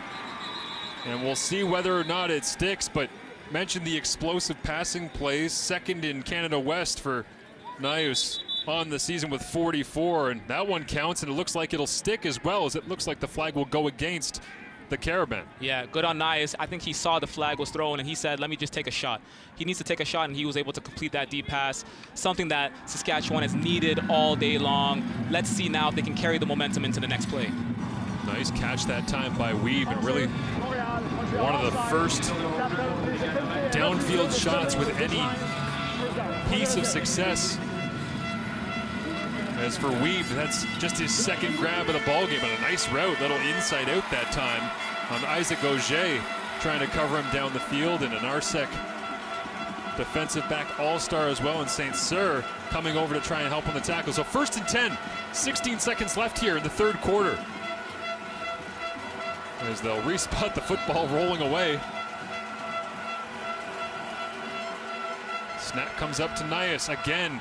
Little off tackle to the right, bouncing off bodies. There goes Mackar, loses his feet, but still falls forward, and a flag comes up at the end of the play.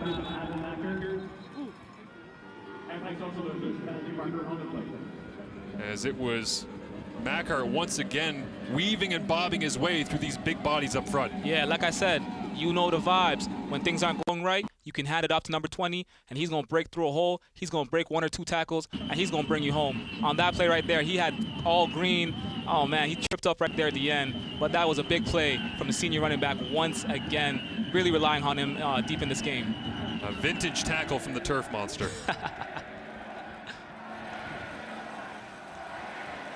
And so 2 penalties on the play. Looks like objectionable conduct against Mackar for the celebration at the end of the play. Yeah, he got in someone's face at the end of the play right there. He was feeling himself. He was feeling himself just a little bit.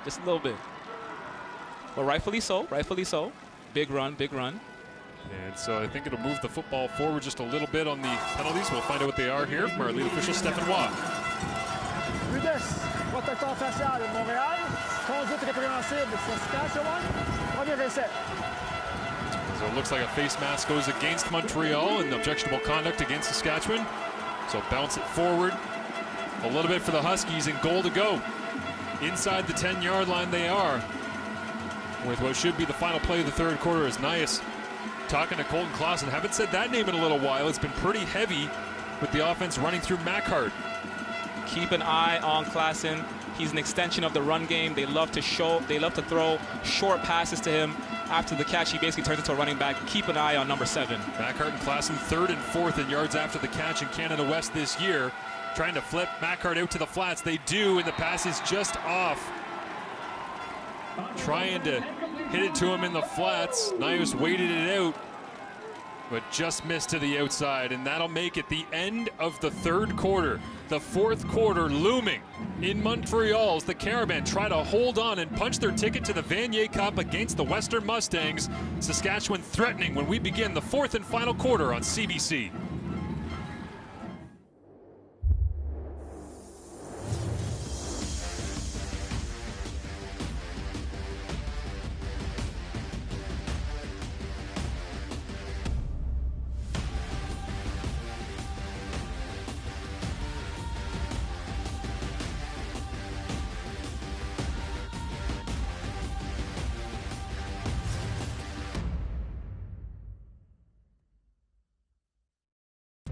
Where exceptional student athletes are born, where records are broken, where great plays are made, where school colors ignite passion, where champions prevail, where tradition is celebrated, Ontario University Athletics.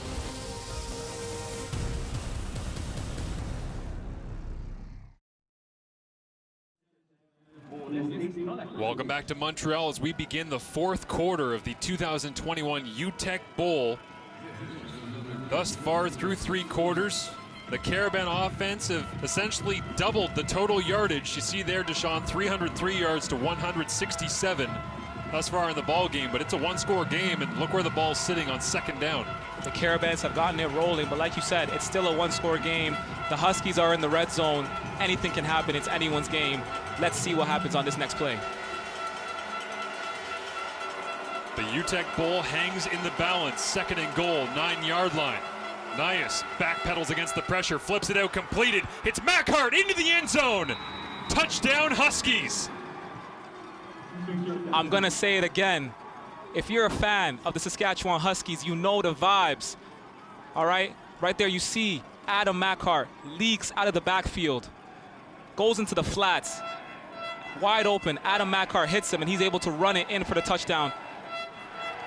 And this is where Mackhart was really able to grow on his game over the last year and a half. This year, listen, he may have only rushed for a little over 400 yards, but he also received over 200 yards as well, right? So he's done a great job in building himself up to become a reliable receiver out the backfield and really be able to grow on himself as a running back. Adam Mackhart was able to make a big play on that last play, and right now the Huskies are in business. And Mason Nias, I know he's feeling himself too. They're asking for the play clock to be re-racked here if you're Saskatchewan.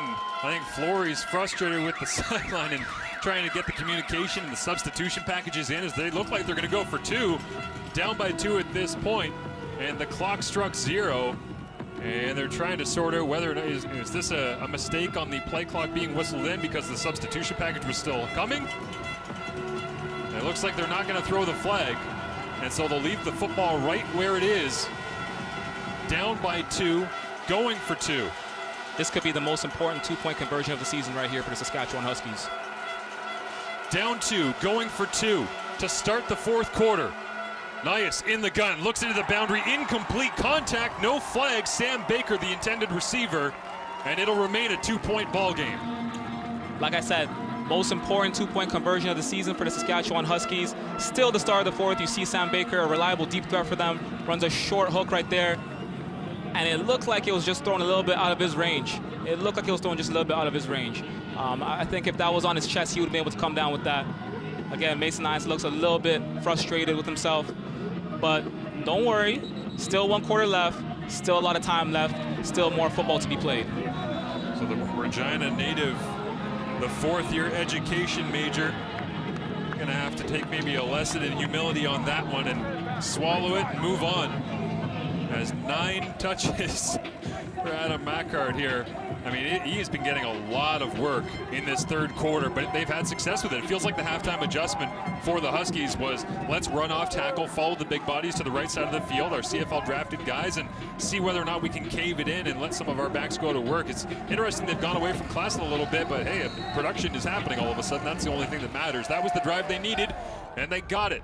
As they kick it back away, it'll wobble down to the 10-yard line.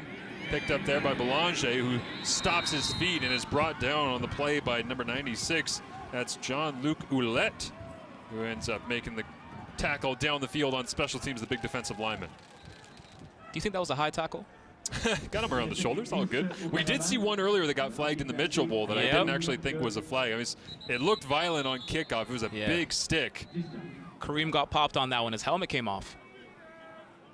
He got popped on that one in the Mitchell Bowl. That was a big hit for sure. And we got a Carabin player down. And it looks like it is Belanger, the returner, after he got wrapped up. And yeah, it looks like he went knee on knee. And I got to tell you, when you go knee on knee with a man the size there of Ouellette, that's tough. Definitely not pretty at all. But the Walter Murray Collegiate graduate makes the tackle for the Huskies. And they take a moment to get some work on him. Almost feels like old Iverwin Stadium here at Sepsum with the dugout bunkers underneath the fans. Just thankful that in the 2014 Vanier, when I was playing with McMaster, we didn't actually play at this stadium because this place is crazy. Yeah, Iverwin's just a little bit before my time.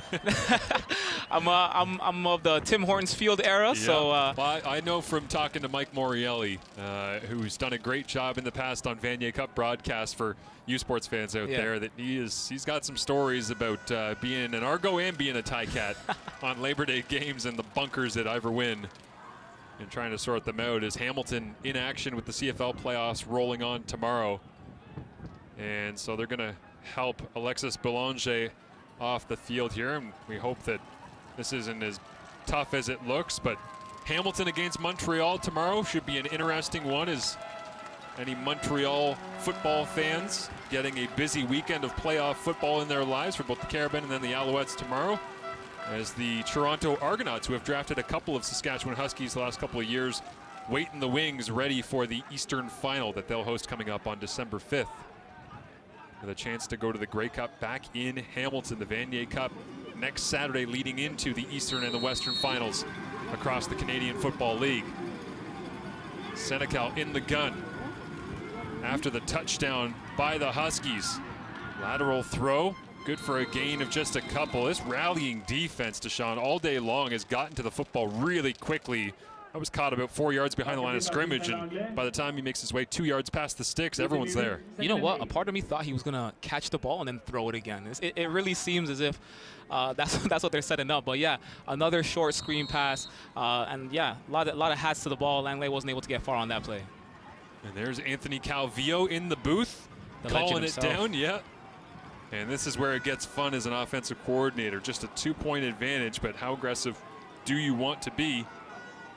Or are you just trying to burn some clock and trust your defense? He'll throw once again. So much of this today for Senecal. Great throw in between zones.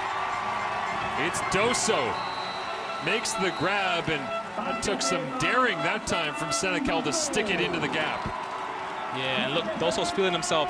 But it's crazy. Hussein Doso is, like I said, he's a first-year receiver, right? And you look at him, crisp route, crisp curl right there, catches the ball, turns upfield, breaks one tackle. He gives a stiff arm, right? He's fighting for yards on this play. He's not giving up. And that's a guy that got down with an injury earlier in the game as well, right? So you can really see how much this Montreal team really wants every single yard. Like I said, game of inches. Great throw by Senecal. Stare down the flat, hit the curl in right behind it. Now they go back to the ground. Here comes Beaulieu, turning the legs forward, and a healthy gain on first down.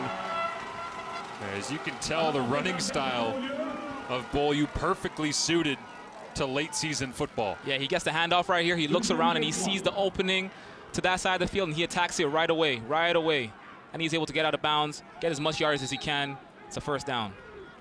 84 carries on the year for Beaulieu, 7.5 yard average, and picks up just about that here on 2nd down and 3. So they'll spot it just at about the 46-47 yard line of Montreal. Hand it back off on 2nd and 3. They trust him. He makes a man miss in the hole, and he crosses midfield for another Carabin first down. He's playing very cautious, looking for the holes. Look on this play right here. Receives the handoff from Senecal. You can see he receives the handoff from Senecal, sees the hole open up, attacks the hole immediately. Turf Monster got him.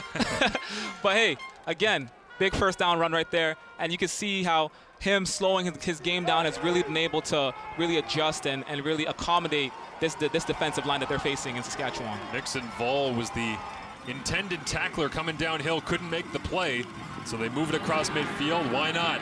Back to the big back wearing 48, patiently waiting, knifing his way forward.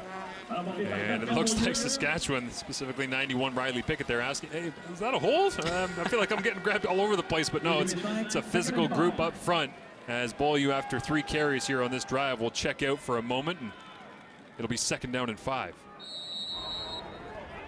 Show over, play under, iron, You talk about the live mic on the sidelines, love it. Earlier you talked about Anthony Calvillo, and he's had his own battles against Saskatchewan teams in the past, eh? Oh yeah.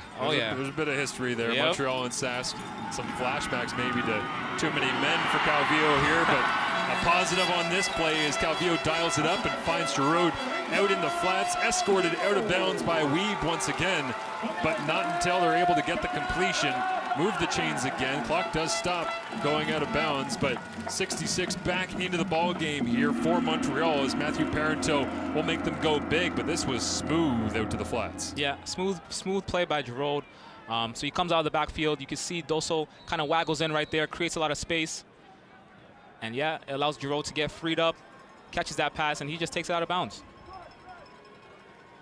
So they'll load it up to the left here after the rub route. Gets Giroux open. Slide everything to the right. Down the field, Senecal. He's almost intercepted, was looking for Doso, and it looked like it was Vol that was there once again, trying to make up for the missed tackle on Bull U just a few plays earlier. Senecal took a shot, and you know what? When you have a receiver like Hussein Doso, I wouldn't blame you. But look at Hussein Doso, though. He's a rookie, right? And he recognizes that that ball's about to be picked off, and he's making a play on the ball to ensure that it's not intercepted, to keep his offense on the field. Again, first-year receiver doing things that a third-year, fourth-year receiver would be doing. Tell you what, that felt like Ben Cahoon going right down the chute that time. Nice angles, releasing on the vertical route. They had it. Throw had to be over the top. Senecal missed it. Leaves him second down and 10. Just a four-man rush. He steps up against the pressure, finds the open man between coverage, and it will be completed. Longley makes the grab. Penalty flag is down. And Senecal walking backwards, and he looks like this might be holding. Yeah, again, also Longley still in the game for a reason, right? Reasons like this. But if you look at Senecal on that play, it looks like they're going back. But I don't know if this will be a reach, but he kind of looked like Patrick Holmes to me on that play, man. Listen, he extended the play, rushed a little bit. Let's get the call.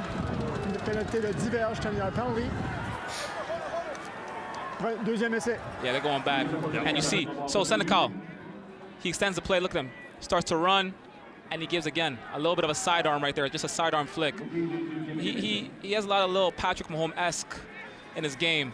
I like it. I like it. It's new. It's new to U Sports football. You don't really see it much often. A lot of good athletes at different places, as you can see from the Heck Crichton nominees this season, of which Senecal wasn't one of them, but certainly trying to go sidearm once again, looking down the field, and here comes the cavalry for Saskatchewan to wrap up Doso at the end of the play. And it'll move the chains or be very close after the holding call once again, as Doso limping a little bit with that right knee that he had an issue with earlier on. It's all wrapped up now, but same idea, Deshaun, stepping up, finding a way. Yep, Senecal is elusive. He's able to extend the play. Again, another sidearm, and he gets it off to Doso. And what I love about this, again, Doso catches the ball. He doesn't have a clean grip on it, readjusts his grip, and is fighting for yards. It's a game of inches, and he's fighting for every single yard. It's making a big difference in this game. Doso up to 128 yards receiving in the ball game, as this will be 3rd and 4, and so just shy of the first down yardage required. And out comes Michael Arpin. 2 of 4 here in the ball game. No wind at all at the moment on this kick, and also going a different direction than we've seen most of the field goal attempts in this ball game. Deep shot, hangs up, fades, it's wide left. It's no good. Now can Saskatchewan get it out to maintain it as a 2-point game? And the answer is no. So the missed field goal still leads to a scoring opportunity here for the Carabins, as Arpin feeling his hip a little bit. 10-7 is the lead for the Carabins over the Huskies late in the 4th in the 2021 Uteck Bowl on CBC with the Vanier at stake.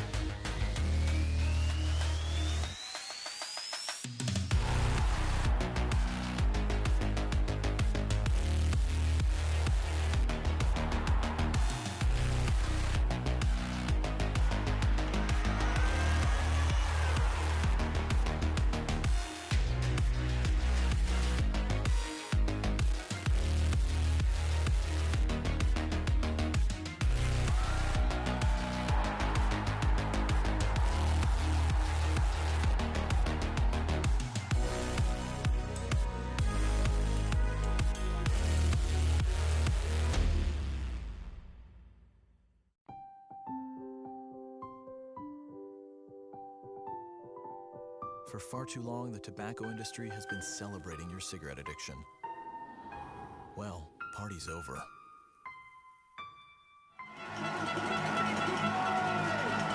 The Vanier is up in the air.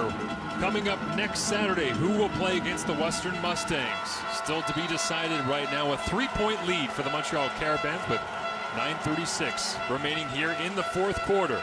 From Sepsum in Montreal, back to the ground goes Saskatchewan. It's Adam Macart starting this drive the way they ended the last, with plenty of love for number 20. Yeah, on the last drive, they started off with Macart on the ground, and on this drive, they're doing the exact same thing. Adam Macart has had a great second half. He seems to be coming alive, and really and truly, he is the life, heart, and soul of this Huskies offense right now. So it seems like everything's going through him on this drive as well.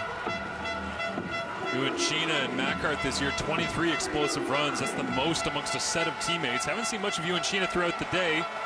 And Macart's been carrying the workload as he should, as the fourth-year running back. The Saskatoon Centennial will get it once again here. Cuts it back across midfield. Flag down, and down goes Macart, but not until deep into Montreal territory, and we'll get a look at the penalty flag. If this play stands, that is a big run. That will be a big run from Adam Macart.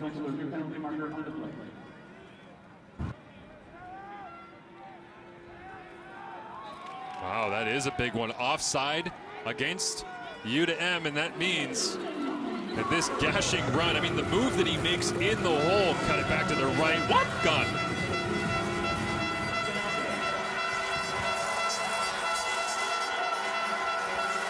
Such a smooth runner and a compact frame at 5'8", 185.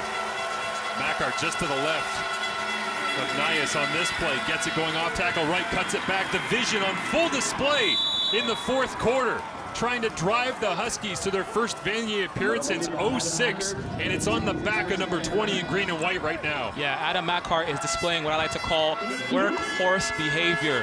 All right, he is taking every single handoff, keeping his head down, lowering his shoulder, and just seeking to cover grass and get first downs.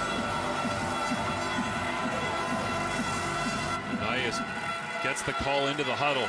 They break. Sam Baker, star receiver for the Huskies, hasn't been targeted really since the incompletion, backed up in their own end. That feels like forever ago. They go double tights this time. Handed off to Macart. Gets to the edge, cuts it back on a little stretch run, and the whistle went. The whistle went before the ball came out. You could hear it faintly, but it did get blown dead. And that will save Macart, as Montreal was sure to pick that one up with Nicky Ferrin-Azio. Again, they go to Macart, and he cuts it to the weak side. And there are a lot of men in blue following him. He is always getting gang tackled. And they strip the ball out there, but he is down. But that just shows you, as he continues to carry the ball, they are seeking to strip him of the ball. And even though that didn't count, that's still something that he needs to think about going forward. He is kind of loosening up on the ball a little bit. Let's see if he can continue to protect the ball going forward. Bruno Legace was the halfback all-star for the Carabins who ripped it out. But the play was blown dead. It leaves second down and 4. Will they go back to Macart yet again? They will. Off the right-hand side, bounces off 2 tacklers, puts his head down, and gets the first down. Grinding clock inside 7 minutes remaining in the Uteck Bowl. Adam Macart just made somebody touch the earth. He just made somebody touch the earth. And that is what you get with number 20 when you hand the ball off to him. You know, 2 weeks ago, I saw Malcolm Bussey, the running back from St. FX. He carried the ball 10 straight times against, I think it was Acadia. And now you look right here, it seems like the Saskatchewan Huskies are doing the exact same thing with Adam Macart. 17 carries, 131 yards, 8.2 average. At this point in the Uteck Bowl, if they win, he's the MVP. Lots of work to do to get into the end zone. This time they'll go play action. Lots of time for Nias. Rolls to his right, looks down the field, flips it into coverage, and it's caught, and a flag comes down as well as Sam Baker makes the play through the air. But what is the flag? Mason Nias did an amazing job of extending the play. He got out of the pocket, and like I said, he's a pocket passer. If he leaves the pocket, he leaves his comfort zone. But you saw him roll out, extend the play, go through his reads, and he was able to find Sam Baker in an extremely tight pocket. And Baker was able to come down with the ball. Double coverage, and he got a huge lick from behind. A huge lick, but he was able to hold on to the ball. Looks like he wrapped his hand underneath on the tackle. Here's Stéphane Waugh. Blocage illégal, Saskatchewan. Illegal block. Saskatchewan Premier répété. It looks like they threw the flag on the Saskatchewan receiver that was downfield. I believe it might have been number 88, Rhett Vavra, on the play, who was locked up with a defender as the ball was in the air headed towards Sam Baker, but Baker back up onto his feet. Looks like he'll have to take a couple of plays off. Unfortunate with one of your big play receivers at this point, Deshaun, on 1st and 20, having to take a couple of plays off because he had to get some treatment. So they'll have to find some other decisions there. As you can see, 48th overall selection of the Toronto Argonauts in 2020, and sure to get a look in their offensive lineup in the years to come. And the Argos have a pretty good load on Canadian receivers right now. I mean, Dejan Brissett and Curly Gittins Jr. Yep. Right. Former Laurier Golden Hawk who played in a Uteck Bowl himself. Yep. Snap comes up, 1st and 20. Nias looks for the screen underneath. It's tipped away, very nearly intercepted, and they're trying to find different ways to get it to 20. But Adam Makar couldn't break free that time, and Nias put it dangerously into the middle of the field. Of course, 1st and 20, you don't want to run the ball if you've handed it off to Adam Makar multiple times, but clearly they wanted to get the ball to Adam Makar. And you can see he leaks out right there on the screen, but Montreal picks it up right away. And they had 2 opportunities to get the interception. But you can see Messin right there, the RSCQ Defensive Rookie of the Year, was pretty disappointed himself for dropping that one. Tommy Mercier was not fooled in the slightest. As soon as he saw Makar starting to slide out to that boundary, he chased him down, got in the way. It leaves 2nd and 20 without Sam Baker in the ball game. Play action, trying to flip it underneath, just trying to get some yardage back. It'll go down at the 30-yard line, and now this is going towards an end of the field where there's not been a lot of success with field goals in this ball game. 3 misses in total, clock running inside 5 minutes, and it's going to be about a 37, 38-yard attempt. You can see that the Saskatchewan Huskies are missing Sam Baker on the field. You see Jonathan Senecal's been doing a lot of pitches all day. Mason Nias says, hey, I could do that too, right? But the Montreal defense is all over that because you know what? They've probably been seeing that in practice all season long from their own quarterback.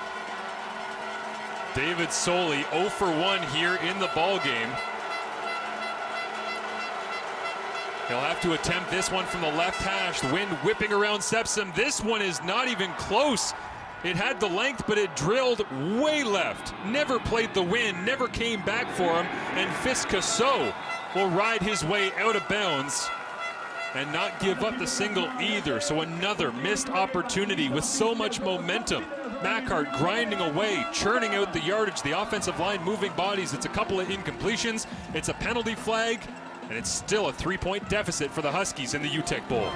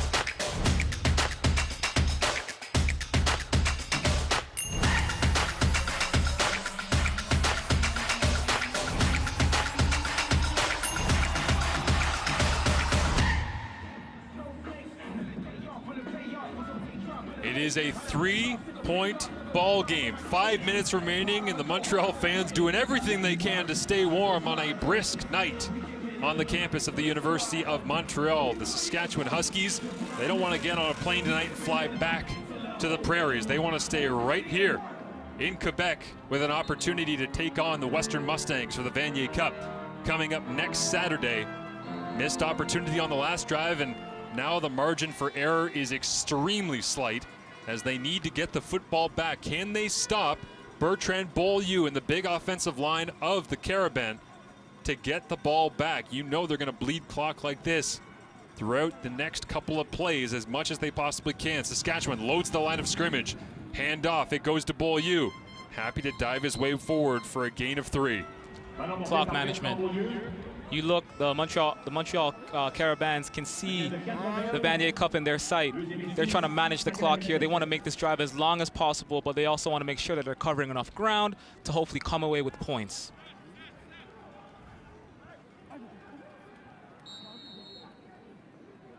A little bit of snow starting to come down as the clock will wind and be burnt as much as possible by Montreal. Their fans ready to make the trip into a place they know pretty well in Quebec City for regular season RSEQ matchups. They'll take to the air, throwing it complete. It's Doso. They move the sticks. They'll burn even more clock. A big pitch and catch that time will help out Montreal managing this clock late in the game.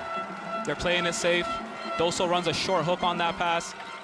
Jonathan Senecal does a great job of, you know, getting into his footwork and getting it out to Doso. Doso goes down, holds onto the ball, stays in bounds, and they're burning clock.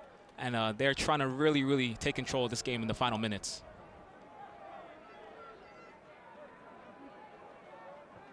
So they make a substitution here for Saskatchewan late defensively, running on the field, trying to sort out matchups. As Bertrand Beaulieu awaits in the backfield on 1st and 10. They'll throw again on 1st and 10. Down the field, going for the knockout punch. It's Doso down the sideline. He catches it.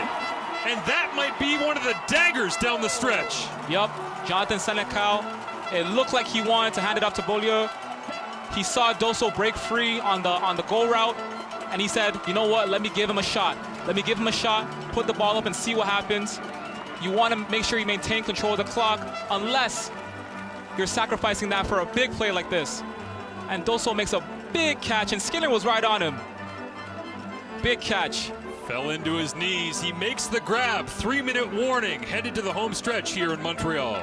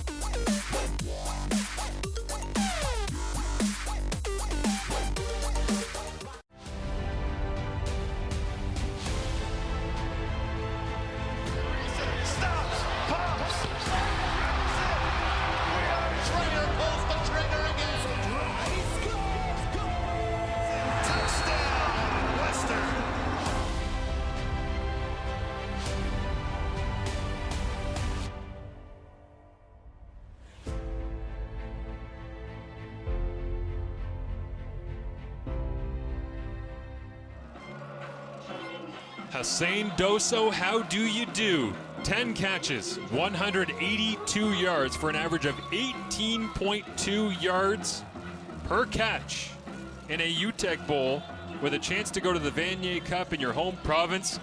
And he certainly has stepped up today despite being dinged early on in the ball game. And nothing bigger than the play that he just executed down the left sideline here, Deshaun. Is it just me, or did things change after he put on the knee brace?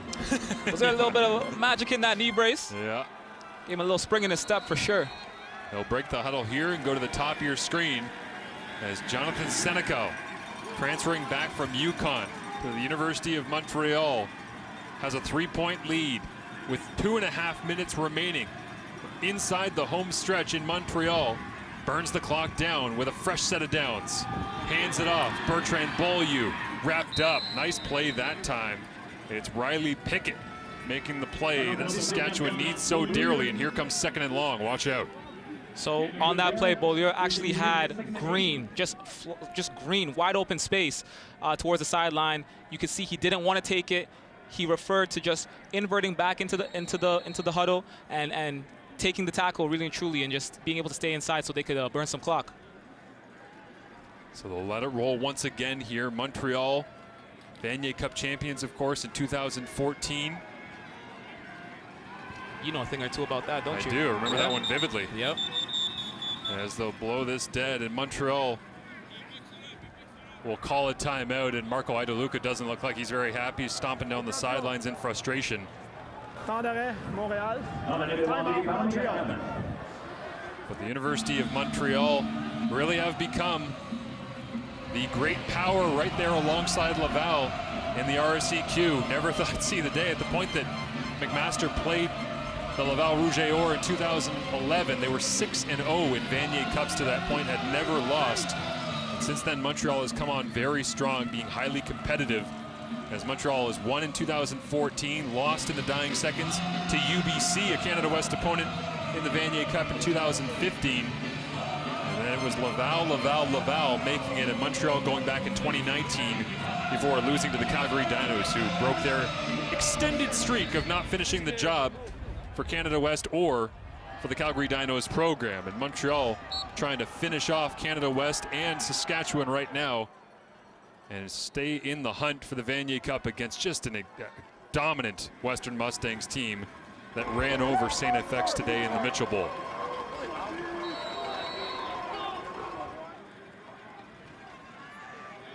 Senecal on 2nd and 8 has had lots of time to mull it over. 3-point advantage. Anthony Calvillo at the controls up in the booth. What does he call? A pass down the field, wobbling. It'll be incomplete.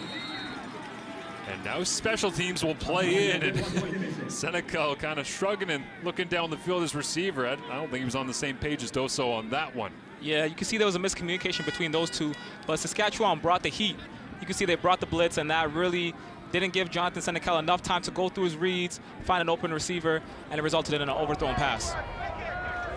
And so it looks as though Mason Nius will get his opportunity to play hero. Back goes Colton Clausen, Montreal Alouettes draft pick, trying to break the heart of the Montreal Carabin fans.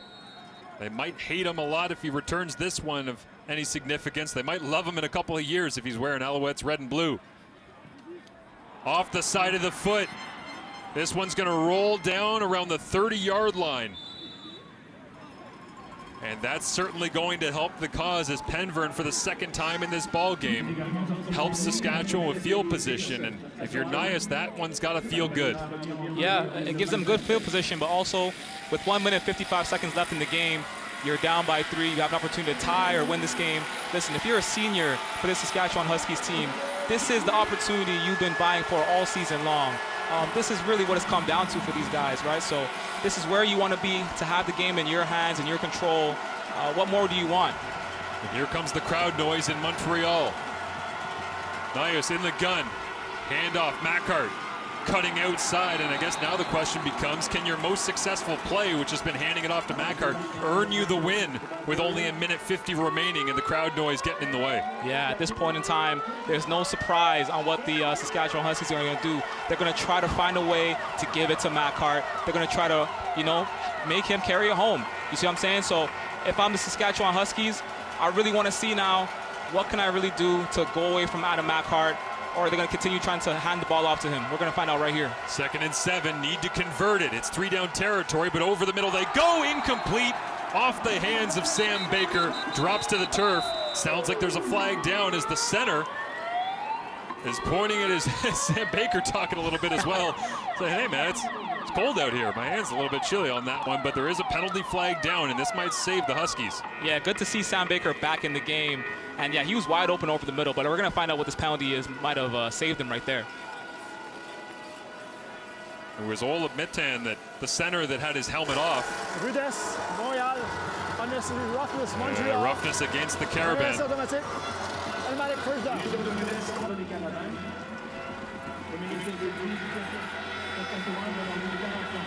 At the end of the play, and just got his hands up, and that's a cheap one. If you're a Carabin fan, didn't need it. Saskatchewan was in a tough spot. Would have been 3rd and 7. Now they get a 1st and 10 at the 45. Pressure on from behind. Nias doesn't see it, gets it away, but knocked away. Nice play that time, expanding out from the defensive line spot. That is a depth defensive lineman making a big play. Cedric McNoe flying out underneath it. That might be play of the game right there from Cedric McNoe. You can see right here, he leaks out. He reads Nias' eyes, and he's able to get his hands on the pass. Coming from the defensive line, that's crazy. So that just might be play of the game, depending on how this drive ends up. Big play right there. Nice play by defensive coordinator Denny Touchette as well, forcing the hand of Nias to believe blitz and then have to get it out. Pressure look again here with a couple of stand-up ends. Pressure on, Nius over the middle, completed. There's Klassen for the first time in almost an entire half of the ball game. One of the standout leaders of the Saskatchewan offense through the air, hauls it in, moves the sticks, minute 23 remaining, and a chance to go to the Vanier. Three-time Canada West All-Star, comes up big in big moments. You know, it's been a tough game for him. They believed in him, though, when it counted the most. Just off the right hash mark in plus territory, 48-yard line. Nius in the gun, hands it off inside, back to Macart they go, and that one was a little slow developing at the end of the play. A shove, no flag though, and right in the middle of it as always is Broderick. With a minute and 12 remaining though, you could feel the momentum that Saskatchewan has. They are driving down the field. They really have some momentum going. Let's see how this momentum carries out in the final 1 minute and 12 seconds of this game. A little bit of time in the huddle here for Saskatchewan. They break late, play clock running down. Circling there on Lemieux Cardinal, stand up end, ready to fly off the edge and get after Nius. Snap comes up, bounces in the pocket, looks underneath, pass is completed. Calm and relaxed pitch and catch to Sam Baker, and another first down for the Huskies. Sam Baker, you can see right here the veteran receiver, the Argos draft pick, is able to run that short post, and again, he is catching the ball through coverage, completing the play. Big first down for the Huskies. Nias, fourth year. Macart, fourth year. Baker, fourth year. The senior leadership stepping up here in the final minute of the 2021 Uteck Bowl. Huskies at the 35-yard line.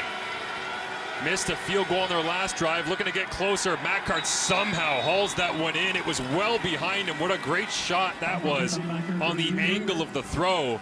Improbable, but Macart found a way.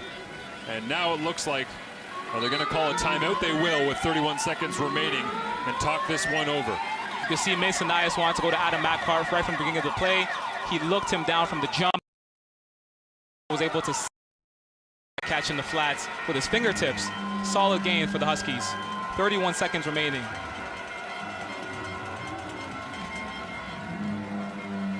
So Scott Flory will talk it over with his fourth-year quarterback. A back-to-back academic All-Canadian. Led Canada West in passer rating with 107.2. The only quarterback over 100 this year. Made a lot of plays through the air. It's second down and 9 with 31 seconds remaining in this ball game. And they're going to need a big play in this moment. Gonna see him barking out the signals. It's loud. It's loud. They're gonna have to go with the silent count, and they're gonna have to find a way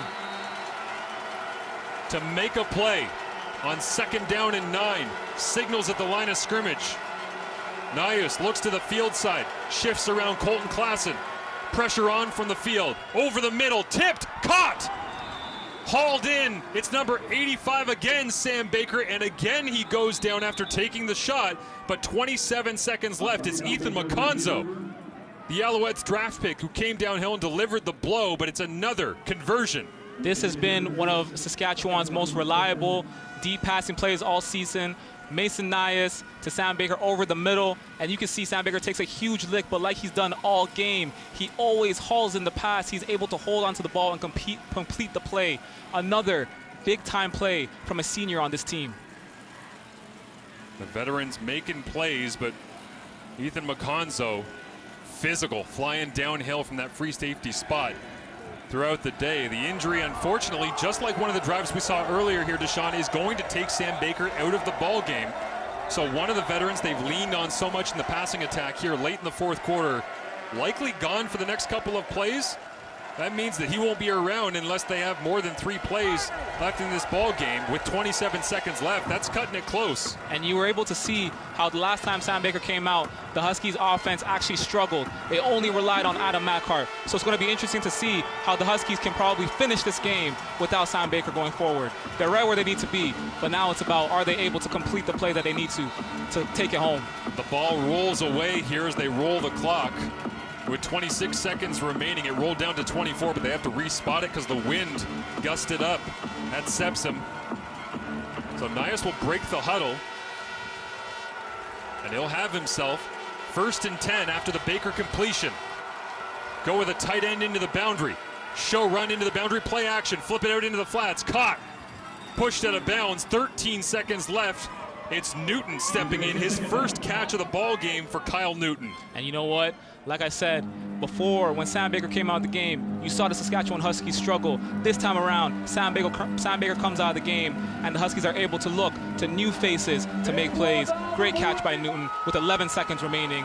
The Huskies might add are in field goal range, but they can also go for the win right here.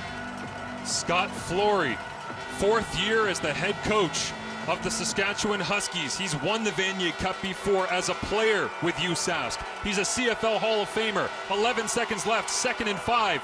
Can he get his team to the Vanier? They'll hand it off. Macart cuts it back, looking for the end zone. Touchdown Huskies with 5 seconds remaining.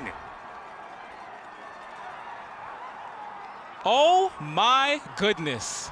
And why wouldn't the offensive lineman with the 15-year career in Montreal go to the ground attack in Montreal to try and seal the victory? They've trailed the entire game, but back come the Huskies and hold the lead with 5 seconds left in the extra point to come. I've said it all game. You know the vibes. Hand it off to 20, and he's going to give you 6. And that's what they did right here. Adam Macart with probably the biggest run of his career. The biggest run of his career is able to sweep through those holes and find the end zone to possibly, what it looks like possibly with 5 seconds left, send the Huskies to their first Vanier Cup in 15 years. And his former quarterback Anthony Calvillo watches on, suddenly trailing with 5 seconds left. And look at the Huskies sideline. The relief for Mason Nius.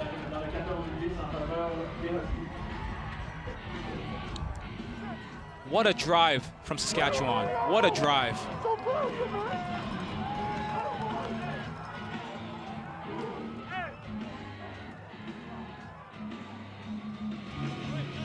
What a drive. 17 of 26 on the ball game, 138 yards for Mason Nius, but it was really about the ground game. Adam Macart mentioned it earlier. If they won, he'd likely be the Uteck MVP. 20 carries, 7.9 yard average. 158 yards. We knew this one was going to be fun. We knew it was going to be close. We knew how good these two teams were.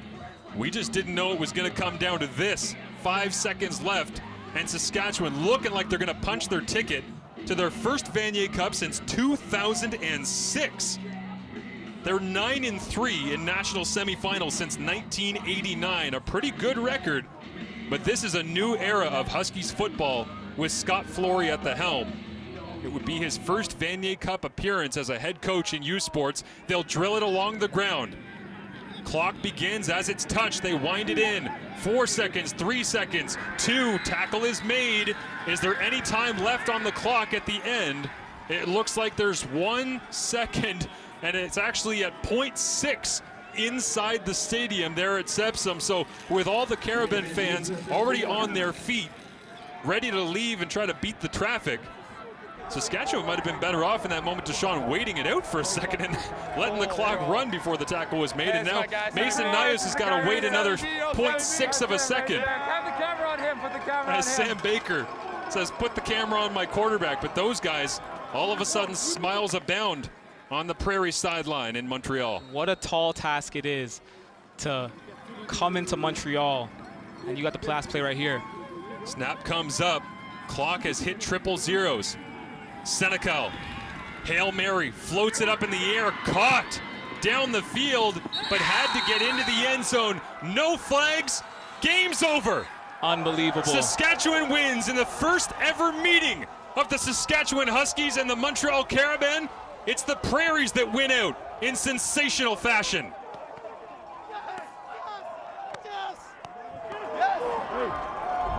La marque finale, les Huskies de l'Université de Saskatchewan 14, les Carabins de l'Université de Montréal 10. What a game, Deshaun. Listen, it is a tall task to come to Montreal and play in front of those fans. The Saskatchewan Huskies had to fly across the country knowing that the Montreal Carabins had a bye week. They were able to come in here in this weather, in this environment, a huge Montreal crowd on hand. Obviously, you see some Saskatchewan fans as well, but the Huskies were able to stay in this game for all 4 quarters, and when they needed to the most, they were able to make a play, find the end zone when they needed to the most. And now, like I said, they're going to their first Vanier Cup in 15 years. And Scott Flory will be at the helm as the green and white shines bright tonight in Montreal, and they don't have to get on a plane. They're staying in Quebec and getting set for a Vanier Cup date against the Western Mustangs. And that's a rematch of the 2018 Metro Bowl. That's a rematch of the 2018 Metro Bowl, a game that Western won by a large margin. Yeah, dominated and certainly gave a lot of issues to Saskatchewan at that point in the first time that Scott Flory had his team in a national semifinal. But 3 years later, here we are. And it's also worth mentioning traditional powers. I mean, Western Canada, so much great football being played. Doesn't matter if it's junior, pro, women's football, men's, flag, whatever. Quebec, the exact same. You watch the Canada Cup year in, year out. These are 2 parts of the country that produce dominant, exceptional football players at a very, very high rate. They go head-to-head. 2019 Vanier Cup, as you get a look at the star of the game, Adam Mackart, who looks exhausted at this point, but he needs to get in the cold tub and get himself ready for the Vanier Cup next Saturday. But they go head-to-head in the Vanier Cup. University of Calgary Dinos against Montreal, and the Calgary Dinos end up getting the victory and winning their first Vanier Cup in a long time, and it's been quite some time since the University of Saskatchewan has been in the Vanier Cup. They get back. How do they do it? Over the University of Montreal as well. And you know what? Just looking ahead to next week, the run game matchup is going to be unbelievable. You got Adam Mackart, you got Keon Edwards, you got Trey Humes, right? You got Merrick Klassen. Here's Mason Nius, quarterback of Saskatchewan. Heck of a team. I'm just so proud of my guys, the way they fought back, the resilience on this team. It was just great to see, and yeah, it was a crazy last little bit there, but I'm just happy to get the win. Donc, évidemment, très content de la performance des gars en général dans l'équipe. Il dit que Montréal, c'est toute une équipe de football. At some point, we kind of thought you lost your identity. The running game was not going anywhere. What were your thoughts, and how did you get out of that hole? Yeah, honestly, I just don't think we played our best football at the start of the game. We knew we're kind of a second-half team. We have been all year. We knew we were in a good position there down. I think it was 4-1 at half, whatever it was, and we just got back to run the rock. Obviously, Mackart's a heck of a player. We just got to get that guy the ball and get him going, and then we were successful. I'm just really proud of the guys and the way we fought. You can go celebrate now. Thanks a lot. I appreciate it. Donc, évidemment, oui, on a repris le plan de match assez rapidement. What a great couple of thoughts there from Mason Nius as he goes in the middle of the celebration and gets back with his teammates as the champion of the 2021 Uteck Bowl. And there is not a person in green and white in this stadium who is not smiling ear to ear right now, knowing they've earned the right to go to the Vanier Cup. 14-10 your final. We'll be back right after this on CBC.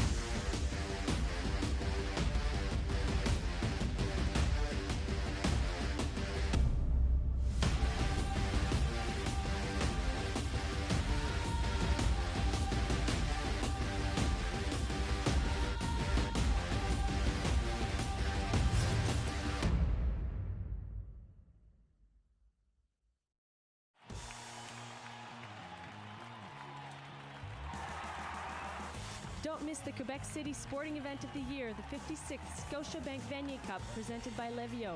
On December 4th at 1 p.m. at TELUS Université Laval Stadium, the two best varsity football teams in the country will compete for the national title. Don't miss the first major sport event in months in Quebec City. Tickets available at 418-656-FOOT or at vaniercup.com. The 2021 Uteck Bowl champion Saskatchewan Huskies celebrating with their fans that have made the trip across the country. Memories made forever. An iconic victory and one that will power the program forward with Scott Flory as their head coach. Certainly going this way. It is time for the trophy presentation as we get an opportunity to see the captains get honored and announce the MVP as well of the ballgame. My name is Justine Saint-Martin, anchor for TV8 Sports. Mon nom est Justine Saint-Martin, animatrice à TVA Sport. Au nom de U-Sport, j'aimerais d'abord féliciter les deux équipes pour la performance d'aujourd'hui. Une bonne main d'applaudissements. On behalf of U-Sports, I would like to congratulate both teams for tonight's game. Je vais maintenant annoncer le joueur défensif Nike du match. I will now announce the defensive player Nike of the game, Riley Piquet.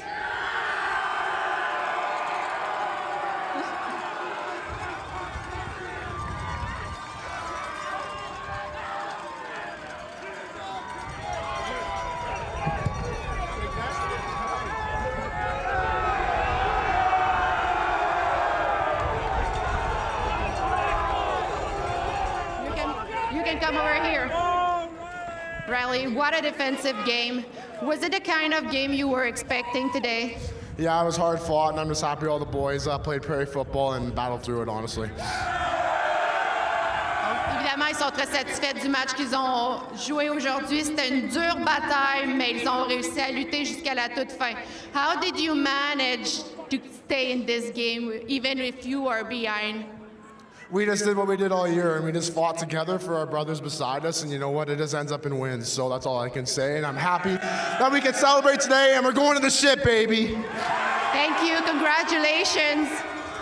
Ils ont fait face à l'adversité plus tôt dans la saison, c'est quelque chose qu'ils avaient déjà vécu, donc ils souhaitaient l'emporter, revenir de l'arrière et aller jusqu'à la Coupe Vanier la semaine prochaine. Thank you! Et maintenant, le joueur offensif Nike du match, the offensive player of the game, Adam Markar.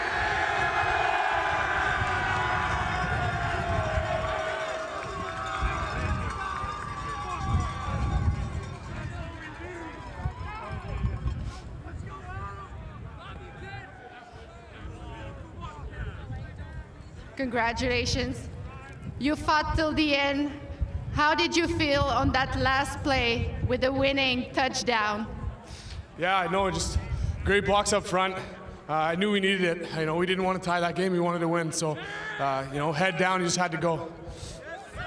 Donc, il jouait jeu par jeu, voulait absolument revenir de l'arrière et inscrire le toucher de la victoire finalement. Next step, next week, the Vanier Cup. What does it represent for you? It represents just 2 years of hard work. This team's a family. We've been grinding together for 2 years. We deserve this. You know, we fought so hard for it. We just can't wait to get out there. Thank you so much. Congratulations. La Coupe Vanier représente pour eux évidemment 2 ans de travail acharné. Donc c'est un rendez-vous la semaine prochaine. J'invite maintenant les capitaines et l'entraîneur-chef à venir me joindre sur la scène. I now invite all the captains and the head coach to join me on the stage. Come on, you guys. CK, Sam, let's go. Nathan, let's go. All the captains, yeah.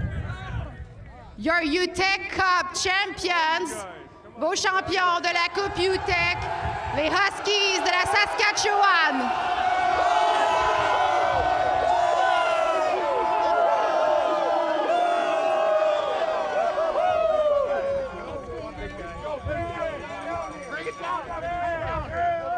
Well, Deshaun Stevens, after a pandemic year that wiped out 2020 U Sports football, we return to a classic in the Uteck Bowl. to see these athletes back out on the field and to see the smiles and the celebration, there's nothing like it. Yeah, that game was one for the ages.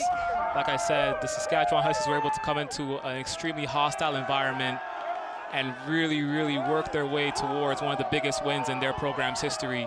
But now, looking towards next week, we got ourselves quite the matchup, don't we? It's going to be a fantastic Vanier Cup. It is going to be sensational. It's available on CBC, and you don't want to miss the lead up to it. Of course, follow the CBC Sports account and follow all things U Sports on social media to stay up to date with all of the availabilities, media, and breaking news as it will come in throughout the week leading up to the Western Mustangs against the Saskatchewan Huskies. It will be Canada West against the OUA for the Vanier Cup, which should be a really interesting matchup between these two. But before we look forward, one more look back at some of the memorable moments in this one, is not being able to get out of the end zone and tackled and giving up some points here. A bit of a grind in the second quarter. And then you started having Montreal, Jonathan Senecal. I mean, that's 3 minutes left in the ball game.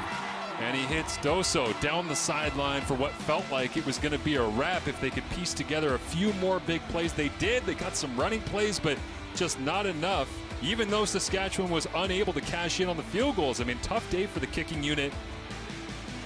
But they get out of the end zone. Don't give